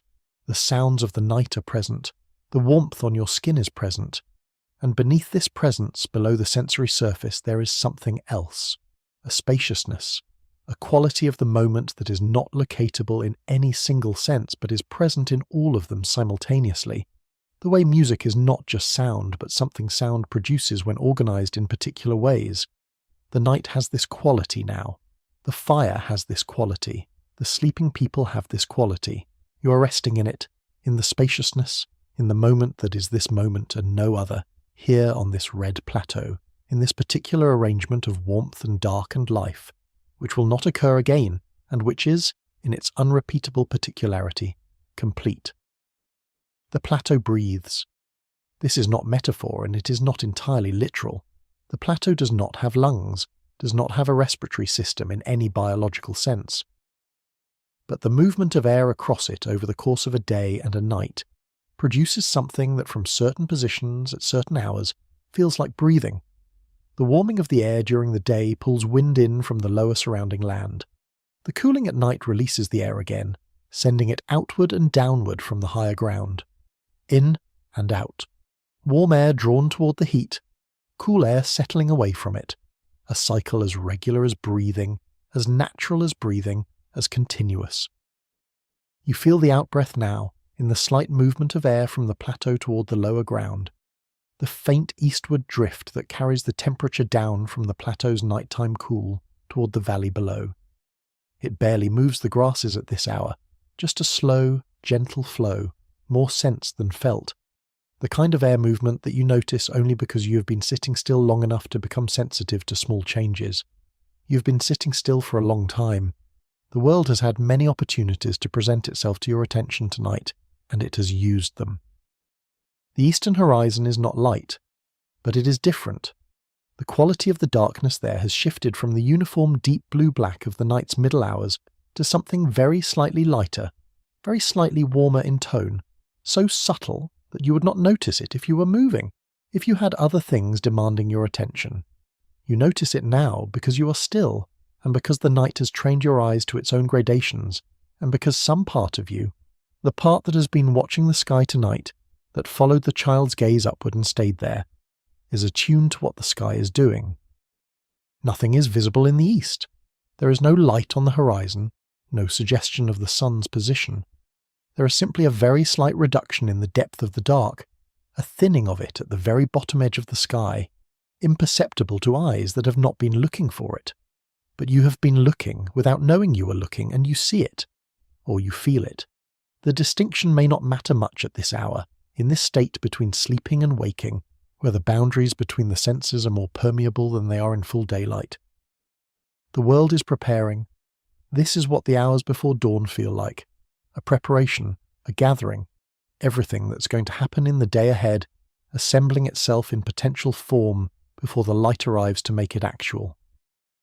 The birds are the most visible expression of this preparation, because birds respond to light with their entire beings, with immediate and unreserved response.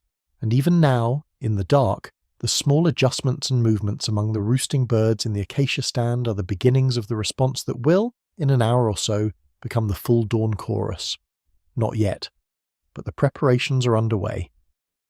The fire tender has added more wood in the past hour. Not much, not a large piece, but enough to carry the fire through to dawn. The fire is steady now, neither declining nor surging, burning with the even consistency of a fire that has been well managed through the night. It will burn like this for another hour, maybe a little more, and then as the sky begins to lighten in earnest, it will become less necessary. The warmth of the approaching day gradually replacing the warmth of the flame until the fire is needed more for cooking than for comfort, and the night's fire becomes the morning's, carrying its heat and its continuity forward into the new day. Some of the sleeping people have shifted in the last hour. Sleep is not a single state. It moves through stages, cycling between deeper and shallower levels, and in the shallower stages the body reasserts itself, seeks a more comfortable position, makes the small adjustments that deeper sleep does not permit.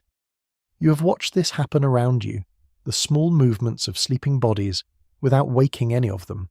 They move and resettle without surfacing to consciousness, the adjustments made by the body's own intelligence rather than the mind's direction. This is one of the quiet wonders of sleep, that the body continues to care for itself even when the self is absent. The young man who ranged far today and came in tired has turned onto his back.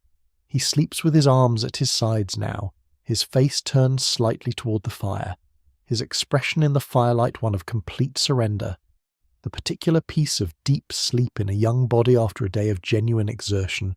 He will wake refreshed. He always wakes refreshed, with the recuperative ease of a young body that has not yet accumulated the inventory of old injuries and chronic tiredness that older bodies carry. He will wake and be immediately himself, not the gradual return from sleep that older people experience, but the instant transition, like a fire catching, the young man simply present and ready. The baby will wake when he wakes, which will probably be soon. Babies at this stage of development tend to wake with the lightening sky, as though whatever calibrates their internal time is oriented to light in the way the bird's is. When he wakes, he will need to be fed and resettled, and his mother will do this with the automatic competence of long practice, not fully waking herself, the feeding happening in the half-conscious space between sleep and waking that she has learned to inhabit comfortably, that many mothers have learned to inhabit comfortably across all of human history. The skill of attending to a child's needs without fully surfacing from sleep. The 4-year-old is still deeply asleep. She went down late and will probably sleep past the first light, past the dawn chorus, perhaps past the time when the rest of the group has begun to rouse themselves for the day. Children who resist sleep tend to be thorough about it once they succumb. She is thoroughly elsewhere, in whatever country the dreaming mind builds from the materials of the day, and she will not be easily retrieved from it until her body has taken what it needs, which will be more hours yet. The old woman will wake early, she always does. Her sleep has been lightening for the past hour, the deep stages giving way to the shallower ones in the gradual ascent toward waking. That old bodies tend toward, that have lost some of the easy depth of young sleep but have gained, in some cases, a quality of rested completeness even in lighter sleep, as though the old body has learned to be efficient, to take what it needs from less than what it once required. She will wake in the first light and sit up and look immediately at the fire to assess it, and then at the sky to assess that, and then at the group to take her morning inventory. The quiet checking of who is present and how they are, which is perhaps her first story of every day. The story of the group intact, the the story of everyone arrived at another morning. The solitary man, the toolmaker, is already at the edge of waking. He woke briefly an hour ago and lay for a while with his eyes open, looking at the sky, turning the pebble in his hand. Then he closed his eyes again and went back into a light sleep, a sleep that has the quality of someone resting with the day already present to them, already being thought about, the day's plans assembling themselves in the shallow waters of the almost awake. He is planning. Even now, even in what remains of his sleep, the mind is doing what it does, working on the problem of the stone, the specific problem of how to get from this piece of material to the tool he can see in it, the sequence of strikes that will reveal the form already present in the stone. Your own state is difficult to describe. You're not asleep. You're not quite awake. You're in the space between them that is one of the most comfortable spaces available to the human mind, relaxed but aware, present but not insistent, floating in the warm current between the two states without being required to choose. The fire's warmth is on your face and hands. The ground's coolness is at your back. The sky above is slowly, imperceptibly lightening, the darkness thinning from the east inward. The first stars near the horizon beginning to fade as the atmosphere above them catches the first scatter of the sun's light from the far side of the earth. Fade is perhaps the wrong word for what the stars do as the dawn approaches. They do not fade. They are still burning, unchanged, exactly as bright as they were at midnight, exactly as bright as they will be at midnight tomorrow. What changes is the sky around them, the background against which they are seen, the darkness that makes them visible. As the darkness thins, the contrast that makes the stars apparent decreases, and they become harder to see, not because they are less present, but because the medium through which we see them is changing. They are still there, behind the daylight sky. During all the hours you cannot see them. This is a fact that is easy to forget and important to remember. The stars are always there. The day simply makes them invisible. The plateau is beginning to take shape in the pre-dawn grey. Not colour yet. The colours will not arrive until the sun itself breaks the horizon, until direct sunlight replaces the diffuse glow of atmospheric scattering. But shape. The acacia trees are acquiring edges again, their profiles separating from the general dark and becoming themselves, specific trees with specific silhouettes in specific positions across the plateau. The grasses are visible as a texture, a complexity against the lighter sky, moving slightly in the pre-dawn air that is the last breath of the night before the day's winds take over. The morning is coming. You can feel it in the air, which is cooling slightly before it warms. The temperature always drops a degree or two in the last minutes before dawn, as though the night makes one final effort at its own nature before the sun takes back the sky. The cooling is gentle, not uncomfortable, but perceptible after the warmth of the firelit hours. You draw the sleeping skin a little closer. It is enough. Everything you need is here, in this small radius of warmth and familiar presences, on this plateau above the valley, in the last long breath of the African night. There is a sound from the east. It is small and brief, and might be missed entirely by ears that are not already attuned to the sky's changing. A single note, clear and high, from one of the smaller birds, a reed warbler or something of that kind, a voice more like a question than a statement, one note thrown into the pre-dawn silence and then withdrawn, as though testing the air, checking whether the morning is ready to receive it. The morning does not respond. Not yet. The silence absorbs the note and continues, but the silence is different now. The silence that contains the note is different from the silence that preceded it, and this difference is the first real sign that the night is completing. Rest in this. Rest in the last long quiet before the birds find their voices, before the light comes to the east, before the group begins to stir and the fire becomes a cooking fire, and the plateau becomes a point of departure rather than a home. Rest in this particular quality of the world, half dark, half light, the stars fading and the birds waking and the fire burning low, and the people sleeping and the ground cool and solid and patient, patient under everything. The grassland below the plateau has been breathing all night in the way that grassland breathes, through the accumulated respiration of 1 million individual plants, each one taking in and releasing the gases of its metabolism in quantities too small to measure individually, but in aggregate producing a living chemistry that is the chemical signature of the place. You breathe this in with every breath. The carbon and oxygen and nitrogen of the grassland pass through you. The grassland is inside you as much as it is outside you. The boundary between the breathing animal and the breathing land is more permeable than it appears. You are made of this place as surely as the grass is. The particular kind of tiredness that comes at the end of the deepest part of the night is different from any other tiredness. It is not the tiredness of exertion, or the tiredness of worry, or even the tiredness of ordinary late-night fatigue. It is something more fundamental, a tiredness of the whole organism, not just the body but the attending mind as well, the part that has been keeping partial watch, maintaining the subtle connection to the waking world. That part is now releasing. It has done its work for the night. The fire is good. The people are safe. The world outside the circle is going about its ancient business without requiring intervention. The attending mind can set down its attention. It can rest. Your breathing has slowed to the pace of sleep, not quite there yet, but on the approach, each breath deeper and more widely spaced than the breath of ordinary waking. The body is conducting this without your involvement, as it conducts everything essential: the heartbeat, the maintenance of temperature, the processes of digestion and repair that continue through the night without needing to be requested.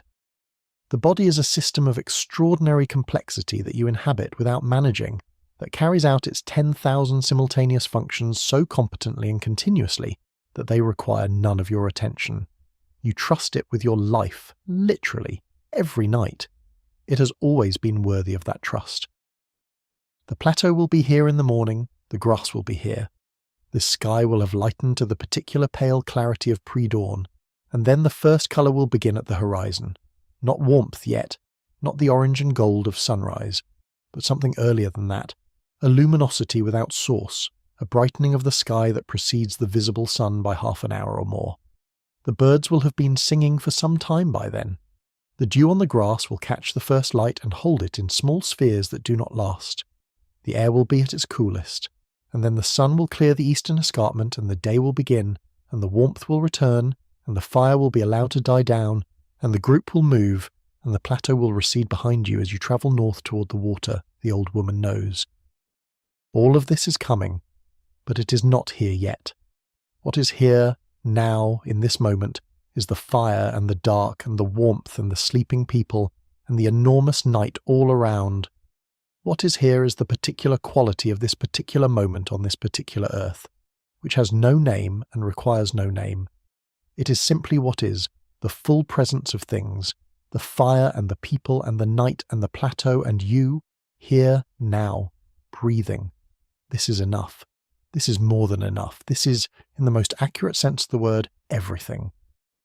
The fire is smaller now than it has been all night. The last feeding was an hour ago, and the wood is mostly consumed.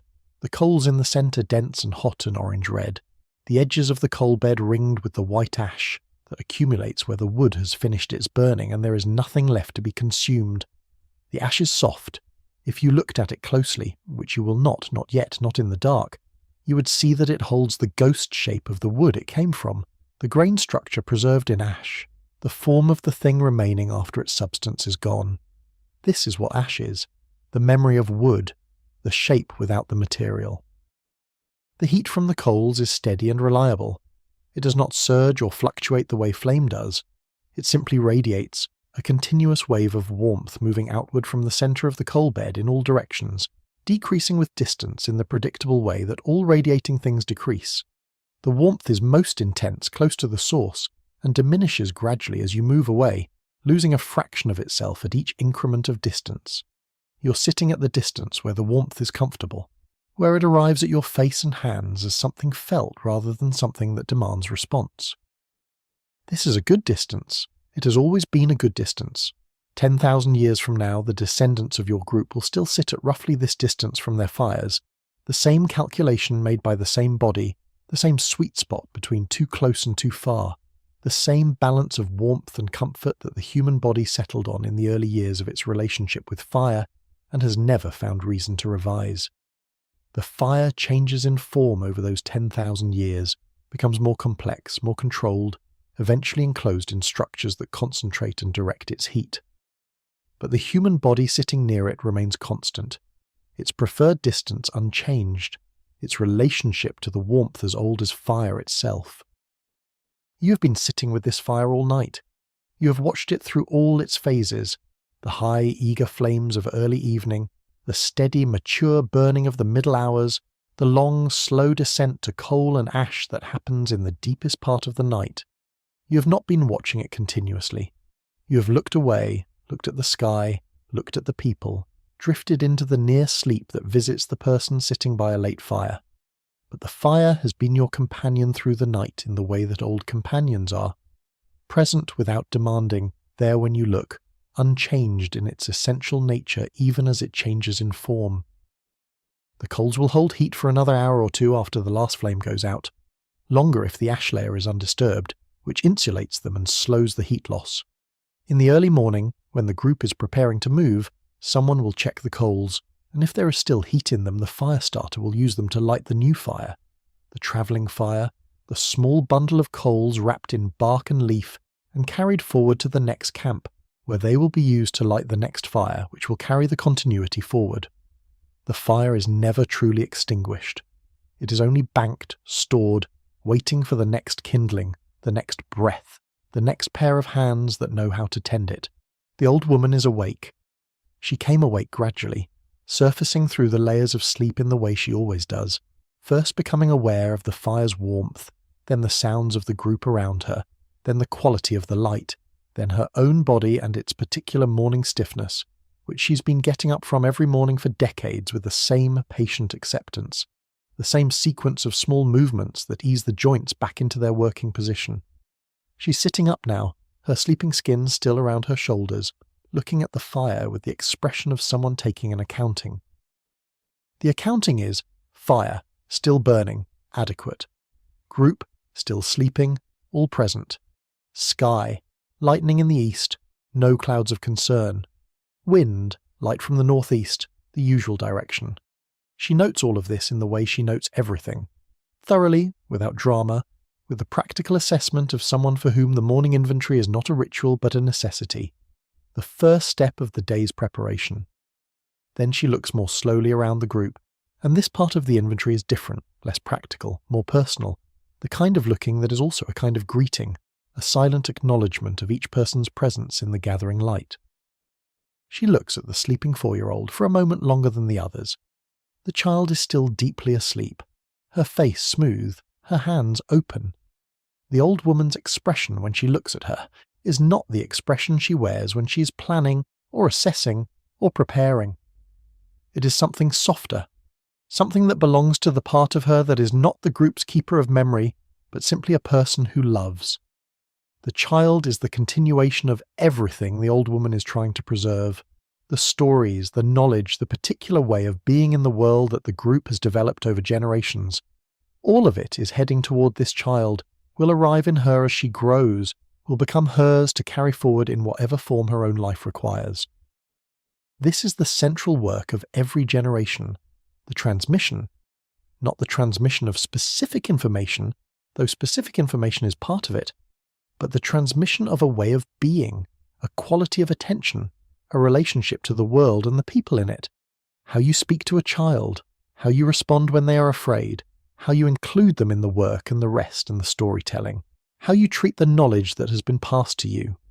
With respect, yes, but also with a kind of creative engagement, a willingness to let it change in your hands as it always changes in every pair of hands it passes through.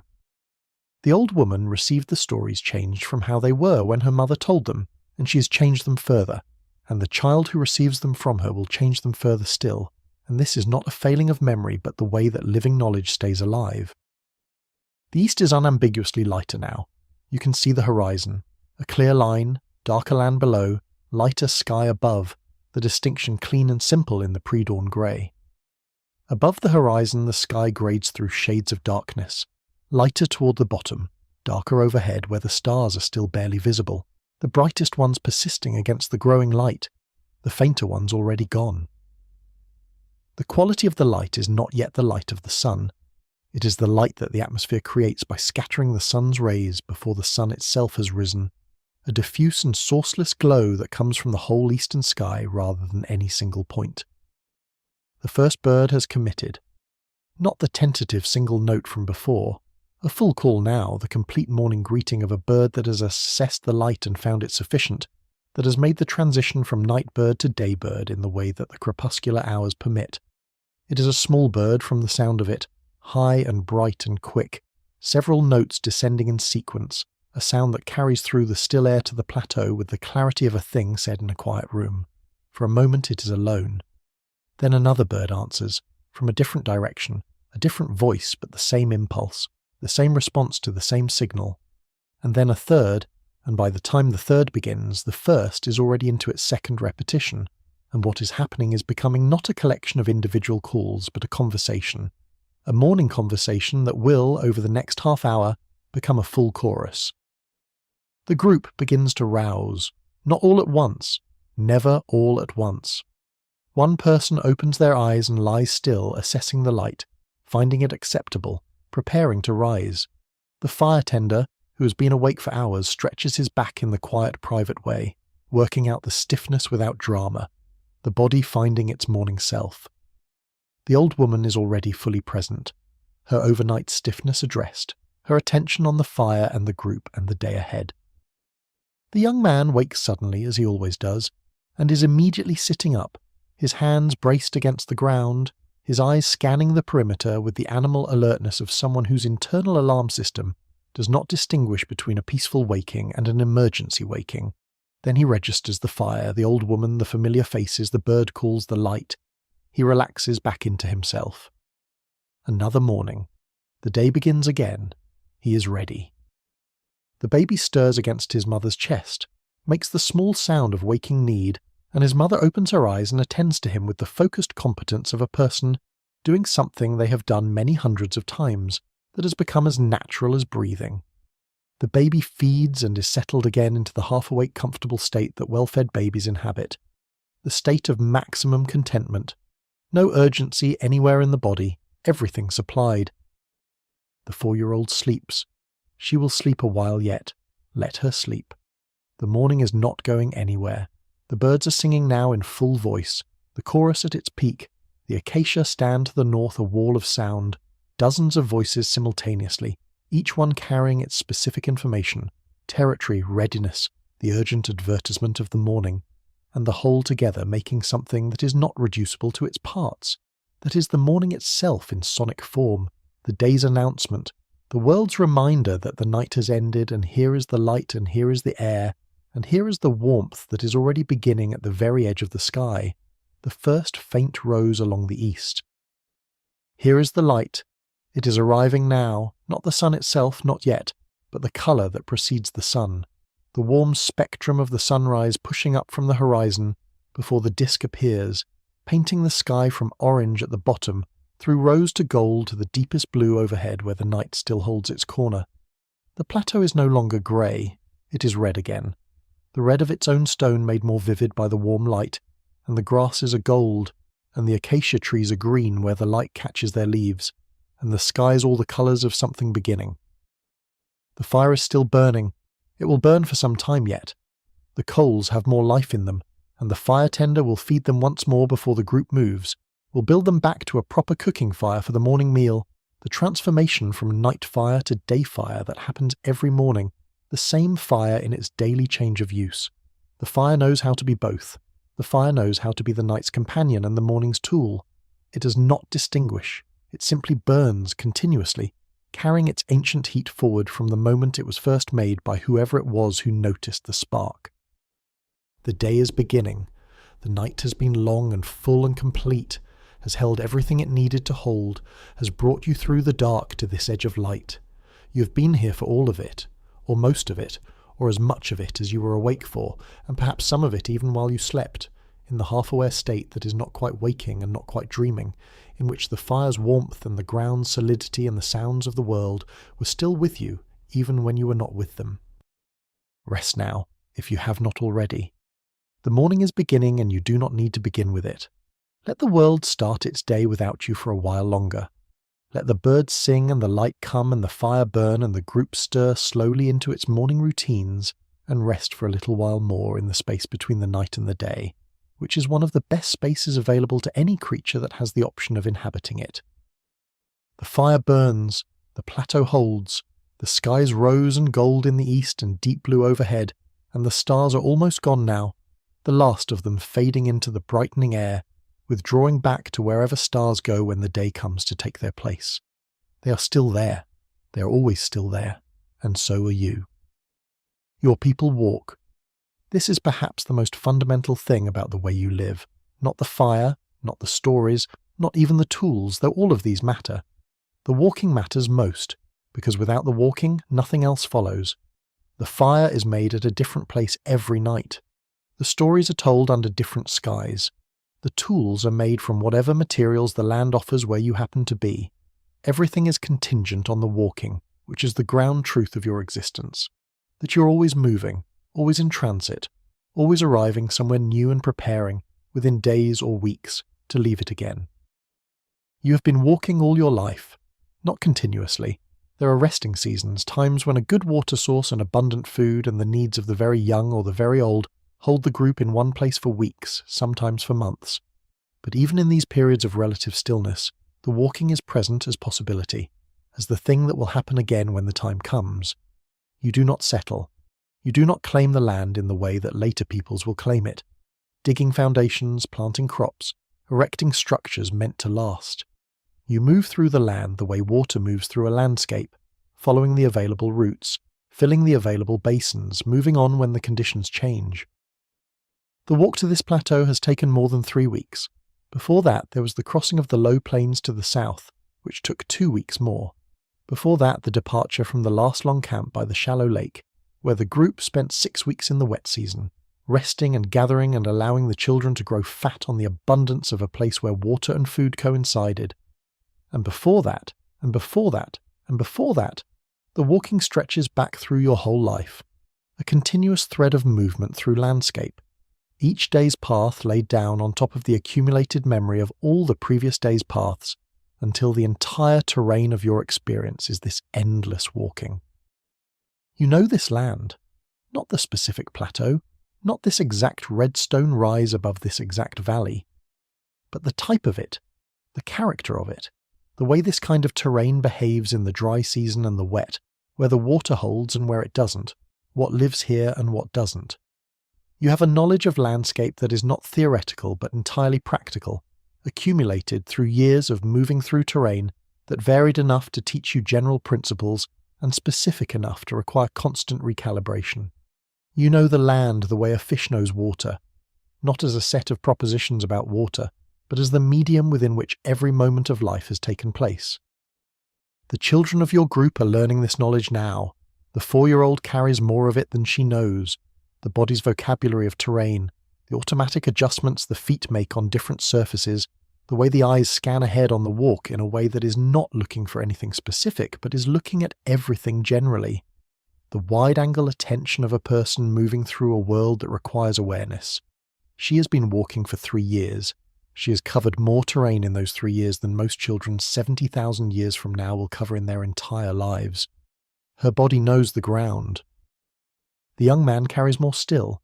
He is 16, and he has been on every difficult walk the group has made in the past decade, and he has gone beyond the group's walks on his own, ranging ahead and around and back, covering extra ground by choice, burning his young energy in the service of an appetite for landscape that is not entirely practical, but is not entirely impractical either. Every extra kilometre he walks is information about the world that the group does not have otherwise. Every valley he explores is a potential route, a possible water source, a likely hunting ground, mapped in his memory for use when the need arises. He is, in the terminology that does not yet exist here, a scout, a pathfinder, someone whose restlessness serves the group's survival. Walking has shaped you in ways that are more than physical. It has shaped your mind. The mind that moves through varied terrain over long distances learns, slowly and without instruction, to hold multiple scales of spatial information simultaneously. The immediate foreground where the foot is about to land, the middle distance where the route runs, the far horizon where the landmarks are that tell you where you are in the larger geography. These 3 scales coexist in the walking mind with a fluency that the stationary mind tends not to develop, because the stationary mind does not need it. You need it every day. Your mind has it. The pace of walking is approximately the pace of thought, at least for certain kinds of thought. Not the quick reactive thoughts of crisis or immediate decision-making. Those move faster than walking, as fast as fear. But the slower, more reflective kind of thinking, the kind that turns a question over and over and approaches it from different angles and gradually works towards something that is not quite a conclusion, but is a deeper understanding. This kind of thinking seems, in your experience, to happen most naturally during the long stretches of walking. The body's rhythm provides the rhythm for the thinking. The landscape provides the material, things seen and smelled and felt and navigated that feed the thinking without necessarily becoming its subject. You have done some of your best thinking on the longest walks. You do not know why this is, you simply know that it is. Today's walk was good. You started in the grey early morning before the heat built and walked through the cool first hours when the light comes in at a low angle and makes the landscape dramatic and detailed, every grass stem casting a shadow, every rocky ridge sharply defined against the pale sky. You walked through the mid-morning when the heat began to press down and the shadows shortened and the landscape simplified into its daylight version, less dramatic, more practical. The beauty of it still there, but requiring less attention. You rested in the shade of an acacia grove in the middle hours when the heat was at its worst, drinking water carefully, eating lightly. Then the afternoon walk, when the heat had eased and the shadows began to lengthen again, and the world returned to its morning quality of detail and dimensionality. The arrival at this plateau was, as arrivals always are, a small event that felt larger than it was. The moment when the climbing stopped and the ground levelled, and the view opened in all directions. This moment produces something in the body every time, something that is not exactly relief and not exactly satisfaction, but contains both. You have arrived. The walking, for today, is done. The place is good. There is nothing obvious to fear. The view is open. The fire will be made. These small adequacies accumulate into something that feels like more than the sum of its parts, something that the body registers as, this is good. This is enough. You are here. The old woman has been walking longer than anyone else in the group. Her feet carry the evidence of decades of this terrain, the calluses that are not damage but adaptation, the particular wear patterns that show which surfaces she has walked most. She walks well still, though more slowly than she once did, and the group adjusts its pace to hers without comment or complaint, because this is what groups do, because the group's memory is in her. And the group understands this even without articulating it. She will walk for as long as she can walk, and when she cannot walk, the group will carry her, and when carrying is no longer possible, the group will do what must be done, and the stories she carries will have been given to the next keeper by then, because she is always teaching, always transmitting, always adding to the store of knowledge held by the younger members who will outlast her. The fire tender walks carefully. He watches the ground ahead with more attention than most, not because he is more cautious than most, but because his mind is always doing the calculation of what is ahead. What fuel will be available at the next camp? What is the quality of the terrain where the crossings are? He's thinking about the group's needs as they move through space and time, and his walking is the physical expression of that thinking. When he walks, he is not really absent. His attention extends ahead of him, past the horizon, into the camp that does not yet exist where the fire that has not yet been made will be needed. The baby is carried. He does not walk yet. He rides on his mother's body in the way that human infants have always been carried, close to the body, swaddled in a skin, able to see the world moving past without needing to navigate it. He is receiving an education in movement, learning the rhythm of walking, the feeling of distance covered, the way the landscape changes over the course of a day's travel. He does not understand any of this as information.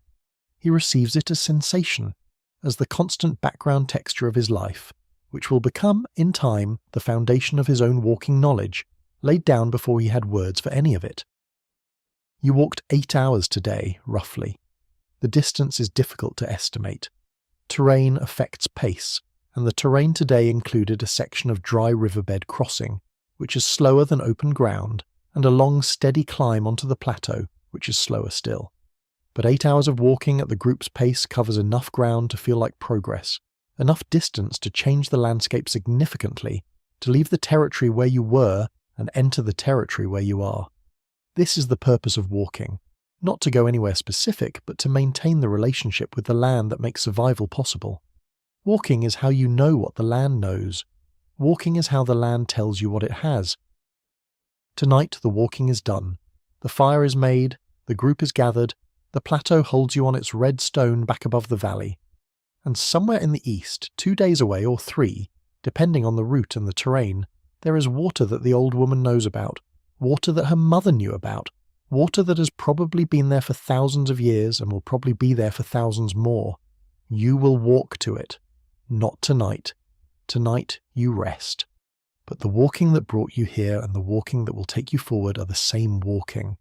Continuous, unbroken, the thread of your kind's movement through the ancient landscape of this continent, stretching back before memory and forward beyond imagination. Close your eyes. Let the walking rest. Your feet are still. Your body is still. The ground is solid. There is nowhere you need to go right now. The fire is warm. The night is deep and full and moving in its own slow way, the stars completing their circuits, the animals moving through their territories, the wind carrying its information across the plateau from wherever it came from to wherever it is going. Everything is in motion except you, and you are not really still. You're breathing, and your heart is moving the blood through you, and your mind is doing whatever minds do when they are resting but not sleeping, drifting through the images of the day, settling slowly toward the deep rest that is waiting for you. The walking will resume tomorrow. For now there is only this: the fire, the plateau, the night, and the long, satisfying tiredness of a body that has moved through the world with purpose and arrived somewhere good. The night has given you everything it has to give: the fire, the story, the silence between words, the breathing of the sleeping people, the stars tracking their slow arc, the quality of the air at each hour of the darkness. You have received all of it, not always consciously, not always with awareness, but the body receives whether or not the mind is attending, and the body has been receiving since you sat down beside this fire many hours ago. The warmth is in you, the story is in you, the silence is in you. You will carry all of it forward into tomorrow the way you carry everything. In the body, in the knowledge that accumulates without being catalogued, in the slight but real change that every day and every night makes to the person who lives through it. Tomorrow will be its own thing. This is the reliable promise that sleep delivers. The world will still be there, and it will be tomorrow's world, not today's. A new arrangement of the same elements, a new day with its own specific light and wind and path and discoveries. You do not know what tomorrow's specific light will look like, what the wind will carry, what the path to the north will reveal. This unknowing is not a problem. It is the appropriate condition for a creature moving through time. The future arrives one day at a time, and each day is sufficient for the attention you bring to it, and the sleep between the days is the hinge on which each day turns to become the next. Rest now. Let the night complete its work in you. The deep repair of the tissues, the consolidation of the day's learning, the slow recharging of the body's reserves that will carry you through tomorrow's walking with the same steadiness that has carried you through every day before. This is what sleep is for. This is what the night is for. This is what the fire is for in its last warm hours. Not to keep you awake, but to make the sleeping safe, to hold the boundary between the warmth of your world and the dark of the world beyond, to be the thing that is awake while you are not. Patient and warm and entirely reliable, burning down to its coals, holding the heat, keeping faith with the morning. Thank you so much for watching. If you'd like to see more videos like this, please consider leaving a like and subscribing to the channel, as it really helps us continue making more content. Anyways, see you in the next one. The fire is burning low, the plateau is red in the early light. The people around you are beginning the slow, gentle work of another morning, moving with the unhurried ease of people who know exactly what the day requires and are not afraid of it. You do not need to begin yet. Rest here, in the warmth of the fire, in the solidity of the ground, in the ordinary, extraordinary fact of being alive on this planet, in this body, in this night that is now becoming morning. Breathe in. The air smells of grass and wood smoke and the dry mineral earth. Breathe out. Release whatever you are still holding. There is nothing you need to hold right now. There is nothing that requires your attention. The world is going about its business, and it does not need your help. The fire, the ground, the sky, the fire, the ground, the sky. You're 70,000 years old. You're exactly as old as you are. You're made of the same material as the stars that were shining overhead all night, and the same material as the plateau you have been resting on, and the same material as the fire that has been keeping you warm since before memory and will keep you warm for as long as you tend it. Tend yourself. Rest yourself. The morning is here and you may come to it when you are ready and not a moment before. Sleep deeply if there is sleep still in you. Rest lightly if the sleep is done. Either way, the fire is there and the ground is there, and somewhere in the east the light is warm and growing, and the birds are singing the only song they know, which is morning, morning, morning, morning. The plateau holds you. The night holds you. The long story of your kind, told and retold across 70,000 years of fires, holds you. You're not alone in the dark. You have never been alone in the dark. The fire has always been there, and the stories have always been there, and the people who sit beside you in this world and in all the worlds that came before it have always been there. Sleep well, the morning will wait. If you liked this video, let me know where in the world you're watching from and what time it is. I'm always curious about that. And if you have a suggested topic, feel free to leave it in the comments.